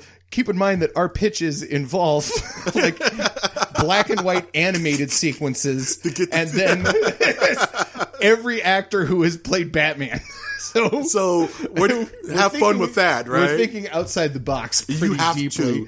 And I think you have to for this book. Yes. I mean, the reason you cast a horror movie and I cast like the Metamorphosis. Yes, the Metamorphosis. is because that's what this book is. That's what it forces out of you. It should not be made if it is not that. That's why. Then it is not. Then do not make it. I heard when Arkham Asylum first came out, and I was extremely scared because I was like, it can't be the book. Yeah. Because this is not made by the guys of Silent Hill. Yeah. You know what I mean? This is a Resident Evil. It's Batman doing punch combos. Yeah. So it's not obviously going to be faithful to the source material. But they went in a different direction, which is fine. But the first one was the best one. It was the best one. Hands down. It had the most stuff about this book, and it had most stuff about Batman kind of going mad from what he was doing. Even though it was the background story, you didn't have to do that story. It was still there. I had to do 100% on that game. The Scarecrow scenes, man. Very good. Where Paul Kent just comes out of the plastic bag. Oh, yeah. It just goes into your face. Those were perfect. And then the levels were completely different gameplay. Like you had to fight through the nightmare. That was perfect. Perfect, right? Those first two games were the first two, right? And then the third one was the disaster. Third one was meh because they wanted to act like the cat wasn't out the bag. Oh, who's the Arkham Knight? We know it's Red Hood. Just tell us it's Red Hood so we can move on. No. Benedict Cumberbatch is not Khan. It's that kind of bullshit, dude. Yeah. But 5 out of 5, man. It's absolutely. I would recommend this to. It's an adult book, but it's not graphic. Correct. Right? It's adult in how creepy it is. Like we were talking about The Exorcist. Yes. There's nothing that a 13-year-old can't see in The Exorcist, except that it's scary as hell, and it will break their brain. Yes.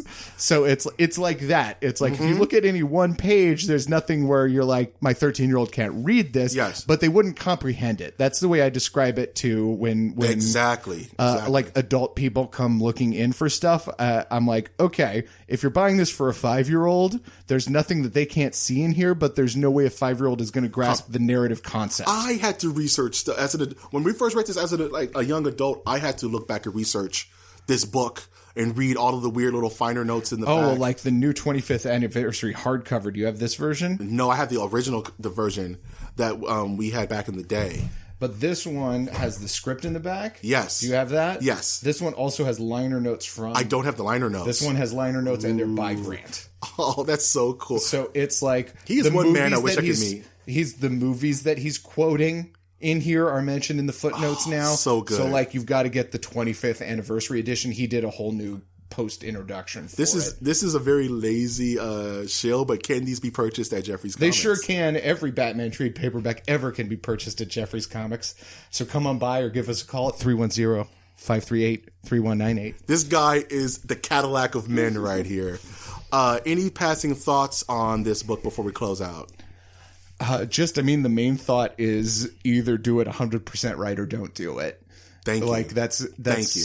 What I feel a lot of the mistakes that the Hollywood people are making is Yeah. like, go to your comic book people and say, I want a movie with a tone like this. Yes. We will provide you the character to do that. Yes. Don't say, I want you to make Green Lantern like Spider-Man. Because that's not going to work. Then we're not making a Green Lantern movie. We're making a anymore Spider-Man movie. with the green ring in it. Exactly. And so it's like, okay, did you mean to ask? Yes. Do we have a popular DC character that could be billed like Spider-Man? Yes. Yes, we do. 'Cause these guys It is don't not know. fucking Green Lantern. It's not Green Lantern. Please. None of the versions of It's Green like, Lantern would fit hello, that. it's the Flash TV show that everybody's been watching for 4 years. Yes, that's the best Peter Parker you're going to get. Honestly, I would fan cast Grant Gustafson as Peter Parker in a hot second. Oh, absolutely. I mean, As a mature honestly, Peter Parker. that's what they did. Yeah. None of the stuff that they're doing is the character of Barry Allen. None of it's Barry. None of it's Barry. It's all Pete. It's not even Wally. It's all Peter and Wally. There's plenty of Wally stuff in there. Oh my goodness. I Like love pretty much, it. except for his romance with Iris, Yeah. every single thing that he does In his in mannerisms. his personality and mannerisms is Wally, and it's just that his job description and girlfriend description are different. Barry's. Our berries, man. It's just Wally put in Barry's life. Yes, pretty much. And take that as good because I don't have a Wally comic book to read. Exactly. So I kind of get Wally Yeah. in a spiritual sense, so that's a big reason why. One thing I love about DC that differs about Marvel is that everybody has their version of a character. Like, who's your Flash? Wally. Weird enough, my Flash is Barry because I came in to DC thanks to Jeffrey's Comics during Green Lantern Rebirth. Okay. I came in right in there. I've been a Marvel guy since I was a kid. That would be the only class of people that could possibly pick Barry over Wally. It Yes. means that you never read Wally. I never read Wally until that point. Yeah. And then I went right into Flash Rebirth. Yeah. Which bred Flashpoint and all that crazy stuff. I want to talk to Jeff about this because it's like, you obviously loved Wally. You wrote him for 4 or 5 years. Yes. Why did you just throw everything away and make it Barry? It's like, this was Why would all you do you this? and Mark. Like, Yes. you and Mark built this character from the ground up forever. It's like from issue 62 to 100 to 200 and something. It was 2 writers basically. I think because they wanted to go back. They wanted to go back to basics, But the basics can be Wally. and that's one thing They didn't get rid of Kyle Rayner when Yeah. they brought him back, but they got rid of Wally when they brought Barry back, and it's completely unnecessary. My whole point is that DC has lineage. Like, DC has strong lineage. And they're finally bringing it back. The Flash annual is going to be, does Wally want to be the Flash again? Right. And it's like, how do you feel about A Tale of Two Wallies?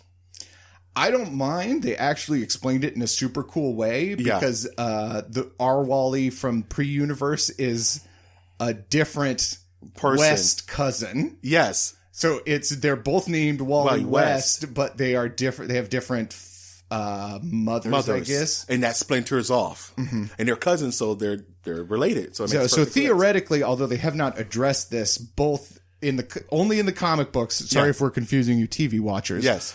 In the comic books, they would technically be cousins, but from different dimensions. So they'd Yes. basically be Power Girl and Superman. Yeah, Power They'd Girl be and like, we're Supergirl, cousins right? that have never met. Like, I technically know your dad, kind of. Right. And I technically know your mom, kind of, in my dimension. They met at a They didn't cookout. have you. They had me. They had me. Etc. So it leaves some complications for sure. Yeah. But I need it because I need Wally back. Oh, man. Like my Green Lantern's Hal because of Rebirth. Yeah. Rebirth is... It's weird because you came in and started reading all of the books that were meant to be nostalgia factories for people Right? much Isn't older that than such you. a weird way Because to like come in? anybody who's like 30, if you talk to any of our 30-year-old customers, Yeah. they're like, Wally is the Flash, this Barry is garbage. Mm-hmm. And so anybody younger than that doesn't even know who Wally is. Right. And anybody older than that prefers Barry First because they read Barry. They read Barry back in the day. So it's like this 10-year, there's like 10 years of fans who are just like, Wally is the only Flash dude. Right, get And a then- grip. And then like there's a handful of people who are like, Kyle's the only Green Lantern dude. Right, like, and that's where I came in. And it's the weirdest thing, because even in the animated series, it was Wally. Right, even in the animated He's series. named as Wally in one episode of that series, proving that he is Wally and not Barry. Exactly. And even at the episode with the Flash Museum, they mentioned, they mentioned Barry very, very, they say, my uncle's running late. Even in that episode. Cute little joke. Cute little joke. And even on the Once and Future King episode of Justice League Unlimited, Hal's in a split-second episode. Yeah. And Hal's just like, yeah, I'm on top of it. Time portals, I got it. Because Yeah. they're swapping out Green Lanterns and time was fluctuating. Because it's funny, I read this thing and they were talking about when Ron Reynolds was chosen as Hal Jordan and Green Lantern. It's like, I thought Green Lantern was black. Yeah. Right? Because it's your generation. Yeah. A lot of people's Green Lantern is Jon Stewart. Yeah. Like a lot of people in my generation, because of the cartoons, Well, I think don't know what a Hal is. I think a big mistake that a lot of the comic book companies make is that they just have to accept that the movie is the dominant version. It is. And so unless you're like Marvel and have some control over it, you need to exert control over it, or you need to change the comic books to reflect it. One way or like another. Everybody's One way or talking another. about Marvel, and the argument is about that they went too inclusive. Yeah. And I would say that it's not inclusion, it's that they literally didn't have a single comic book Right. that reflected the movie universe, except Guardians was the only comic book that was like the movie universe. Right. It's like, I just read Captain America. Is Steve Rogers Cap? Oh, yeah, he is, but he's a Nazi. Or you can get the Captain America where Falcon's the Captain America. It's like, neither. Thank you. That's funny you say that, because I always tell friends who are butthurt about the comics, like, wait till a movie comes out. The ship will write itself. If you don't Except Marvel, the problem is that was the obvious plan. Yeah.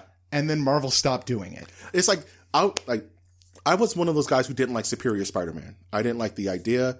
I wasn't a huge fan. And I didn't like the body swap thing. Yeah. But I knew that once Amazing Spider-Man 2 came out, Pete was going to be back as Spider-Man because of marketing. But you're saying that did not happen with Marvel. It didn't. That's your whole point, right? That's my whole point. Is Oh, that that's also so like weird. any of these characters would be great as inclusive characters, Yeah. alongside the regular characters, because you need to have a business for the people who are seeing these movies. Hey, Yeah. I would like I like Bruce Banner, the Hulk, in that movie. Yeah. Well, he's not Hulk anymore. He's super dead. Do you like An Amadeus Asian Cho? kid is Yeah. Hulk, but he's super smart and doesn't fight. But that's not Hulk, though. Yeah, exactly. It was book, though. How do you I really sell like that? the new Thor 3. Do you have any books with Thor? No. No. It's what's her face now? It's Jane Foster. It's Jane She's Foster. Thor. All of these books are actually well done. I love the Jane Foster Thor. But I'm saying from a business point of view, you just released Thor 3 and there are no books that you can buy with that character in it. Little Jimmy leaves. I'm going to be very local SoCal. Yeah. Little Jimmy leaves the South Bay Galleria from seeing Thor Ragnarok. He goes directly to Jeffrey's Comics. Mm-hmm. I want a Thor comic. Give me the newest Thor comic. Thor's not in it. Thor's not in it. And he won't be in it for 3 or more years. 3 or more years. Would you like a paperback? What's that? Yeah. I'm bored. I'm going to GameStop. Yeah. Right? And it totally... And it's also like... It's rough. It's got to be rough. And the other thing is that just... essentially they've let Brian Bendis win. Kind of, yeah. And just his leaving, he's victorious. Just every story is 6 issues long now. Every story. Mm-hmm. And it's like, how am I supposed to sell that? That means I can sell that book twice a year when the #1 part comes out. Exactly. And every one of your things should be a #1. Everybody who comes from Thor should just be able to buy the next issue of Thor. It doesn't have to be a new #1. Thor 587 should be a standalone story with Thor in it. Any book is someone's first book. Exactly. Any comic is someone's first Marvel comic. and DC have lost the thread on that so profusely. You know what killed it? for me was Civil War. Civil War, the book, not the film. It made 101 different comics based on Civil War. You had no idea where to start. You know what I mean? Unless, like, do I want Punisher Civil War, or do I want She-Hulk Civil War? Hot ones. And it's because like, it was the first week was the Punisher tie-in and the She-Hulk tie-in, so nobody ordered enough. They've lost that art. I feel you on that. I wouldn't say for Civil War, because the one thing I would say is that you need to save the multi-arced story and have it be for miniseries. Yeah. And it's like, if you want to tell an 8-part Spider-Man story, that's not the story for Amazing Spider-Man. Right. Amazing Spider-Man is for 1 or at most 2 and done stories. That is it. That's what I like about DC, because DC has a bunch of Batman books, but the ones I'm thinking about is Batman and Detective Comics. And Batman's about Batman, and Detective Comics is kind of about everything around Batman. Yes. And that's brilliant. And also, even though those are long storylines, they come out twice a month, so the story doesn't feel as friggin' decompressed as when you're reading a 6-month, 6-issue of Jessica Jones. Right. Where it's like, there were 2 scenes over that 6 months of comic book. Because he dragged it out so much. And it's like, because you read these books and you're like, what happened last issue? And you go back and you're like, oh, nothing important happened last issue. So why buy it? It's like, right? Well, it's like I'm reading. I read Spider-Man 2. Yeah, the miniseries. Did you read that? That's the one with Miles and Peter, right? Yeah, I didn't read it, but I know of it. Yes, but it's like, it's so disjointed and the pacing is so bad. It's like 6 issues that should be 4 or 3 even. It's just every storyline needs to come in and have stuff cut out of it. And, that's rough. And if you want to tell these long stories, you need to accept that those hurt your sales. Yeah. Like, I don't understand how Marvel and DC can look at their history and it's like, we were selling 1 million issues when we told 3 stories in one comic book. Now when we tell 1/6 of a story in one comic book, we're at the worst market share we've ever been in. Because it doesn't work that but way. let's not address that in any way. Right. Let's put more 3D covers on the books. Let's put so many different variants. And there's 6 variants for every book that comes out from the Marvel. one variant I hate the most, and I'm sorry, is the blank one. You don't like the blanks? I don't. As an artist, don't you want to draw on them? I do. I like the blanks in regards to I'm going to a convention and I have my guy sketch it. Yeah. But for anyone just walking in, no, that's how we sell them. Right. Everybody plans on taking them to a convention to draw. Because I've done it 100 times. I'll buy a Batman. That's the only use for them. Okay, but I mean, I was thinking in regards to a mass market. I was like, why is this blank? It's really bold to do that unless you're in the know. Yeah. You shouldn't only have the blank covers of a book, right? If you're a store owner, that's right. Can you imagine you walk into a comic store, they only have the blank con versions? It's like, I don't know what this book's about. I mean, they only do it with the number 1s and stuff, but that's cool. That's cool. Well, Jeff, where can we find you? You can find me on Instagram at Jeffrey's Comics. Yes, sir. Facebook at Jeffrey's Comics. Yes, sir. And you can find me at the actual location, Jeffrey's Comics, at 15900 Crenshaw Boulevard in Gardena, California. And you can give us a call at 310-538-3198. We'll help you find any of the books that Mike ever is talking about. Get him on the phone, ladies and gentlemen. I'm going to tell you one of my favorite Jeffrey moments of all time. And this is with my father when I was a young child. And this is at their original location at the giant Spider-Man. Yeah. On the roof. It was a giant, I want to say it was a Todd McFarlane. It was actually Stephen Platt, but it was Stephen Platt copying the Todd McFarlane cover. Thank you. And my dad didn't have a car, so we were on the bus, and we took the bus up there, and I got good grades, so I got to get a comic and a set of Marvel Masterpiece cards, which I used to buy all the time. And my dad went next door, and I was wandering around, and your father, Jeff, was like, hey, who's your favorite superhero? And I was like, Captain America. And he gave me a Captain America book. And it's like, here, I want you to read this. And my dad walked in and said, how much is it? He's like, well, if you buy a comic, I'll just let him have that one. This is for him to read. And I cherish that. I still have that book to this day. Oh, that's awesome. And it just made me in love with your store ever since I was a child. Because honestly, between you guys and Golden Apple, which is another one of the older stores, you're always the closest and more warmer of the stores. And you've always had you've always had because sometimes comic book stores can have the misconception, what I'm trying to say, of being elitist or almost too enclosed. But you walk into Jeffrey's, they're asking you questions. Yeah. They're showing you the graphic novels. They're saying, what are you into? What kind of Batman story do you want? What kind of Superman story do you want? Toys, pop vinyls. It's a one-stop shop, and what makes it cooler is that there's a video game store right next door, so I get to do all my fixes in one day. Yep. And I would recommend anyone in the California, SoCal area to check out this store. I mean, that's one of the things is that we always just try to help people find what they're looking for. We don't care if we like it. If you like it, if I like it, I'll talk to you about it. Yes. If I don't like it, I'll just be like, here you go. Here you go. If you want more like it, this is where they are. Yes. And it's like I won't do a sales pitch on something I don't like. Like right. that's disingenuous. I'm not going to be disingenuous. Like people ask me about something and I'm like, it wasn't my favorite. Yeah, so definitely check out Jeffrey's Comics. It's one of the oldest existing comics, It's right? the oldest comic book store in South San Francisco and South. It is the oldest comic store in California. That's lineage, ladies and gentlemen. This is a DC comic into itself is the store. 40th year this year. November or October. My dad opened it like September or October. So I can't wait to see what you guys are going to do.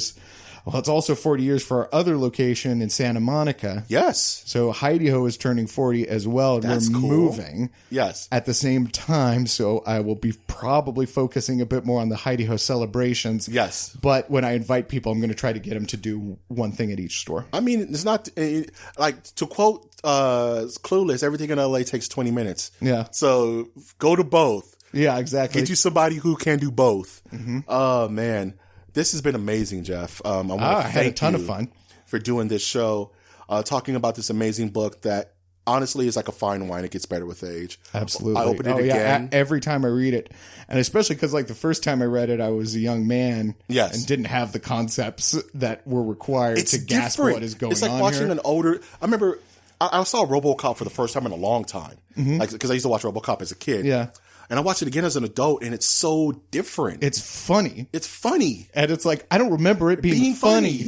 Right? Because all of those jokes were for adults. Yes. Like, I'd buy that for $1. I'll buy that for $1. You know, give me my fucking phone call. It fits on the actual, like, table. But this book just grows with you. And it's as smart as you want it to be, and it will give you opportunities to learn as much as you want to learn. And learn about yourself, too. Like, it's what all the best fiction does. And you see what Batman's challenges are, and you can kind of put your own challenges within them. Absolutely. It's so... You could wear it like a coat, ladies and gentlemen, especially on a nice rainy night and on how this book starts. Especially if there's howling wind and lightning. Howling wind and lightning on a It's dark be and really stormy scary night. when you read it. Yes, it has to be real. Hopefully your power is out and you're reading it by candlelight. Yes, as soon as the Joker part comes out, the all the lights go out, power goes out, bam, and now you're scared, and now you're in the spooks. Mood lighting, scary mood, scariness intensifies.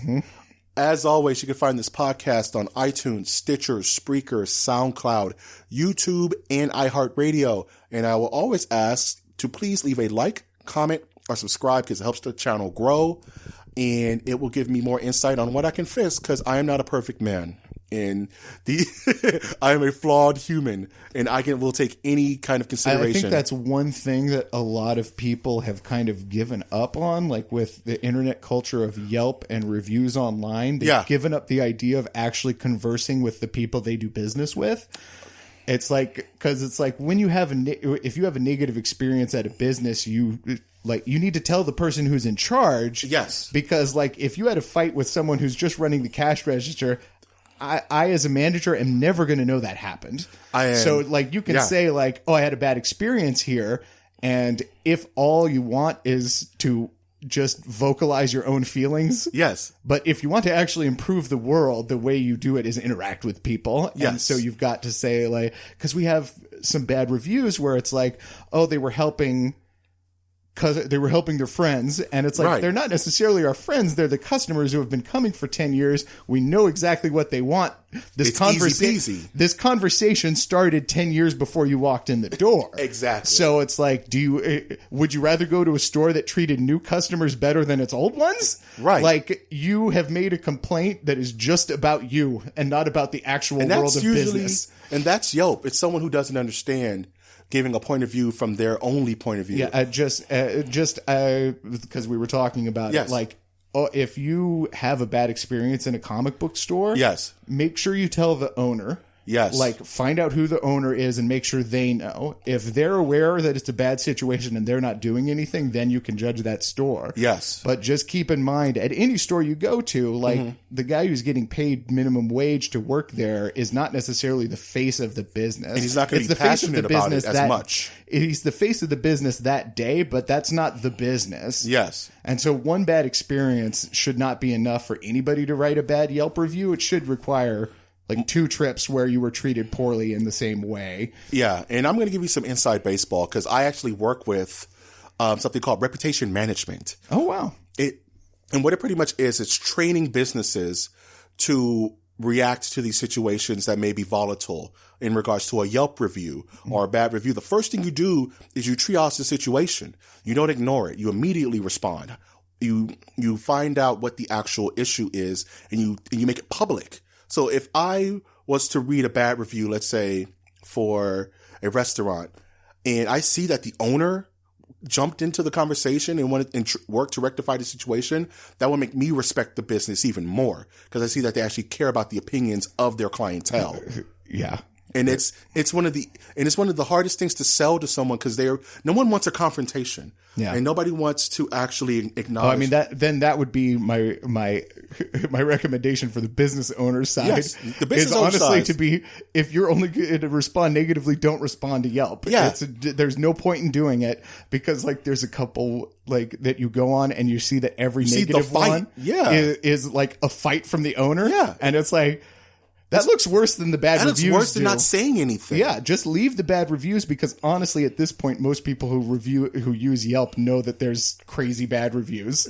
On there. And there's a difference between I couldn't find parking 0 out of 5 stars. Yeah. And the customer service was horrid. I felt like I was isolated. Yeah. There's two different kinds of reviews. But as a store owner, you have to understand. Oh, I feel Yelp needs to separate the two. They need to separate the product that you're providing because that's a way that you're rated and the service that you provide. It's two different things. It's 2 different things and also 2 things that people care about in very, very different levels. Yes. Like, I don't really care about service in a restaurant. Like, as long as my glass never gets empty and the food isn't cold, our interaction is done. I don't need a how you doing. I don't need conversation. Yeah. I don't need anything. Nobody needs the glad hand until they feel like they need the glad hand. Yeah. It's all about atmosphere and it's all about representation. And if you're on the customer side, like Jeff said, don't judge a book by its cover. And a lot of times you walk into a place, that person may be having a bad day. They may not feel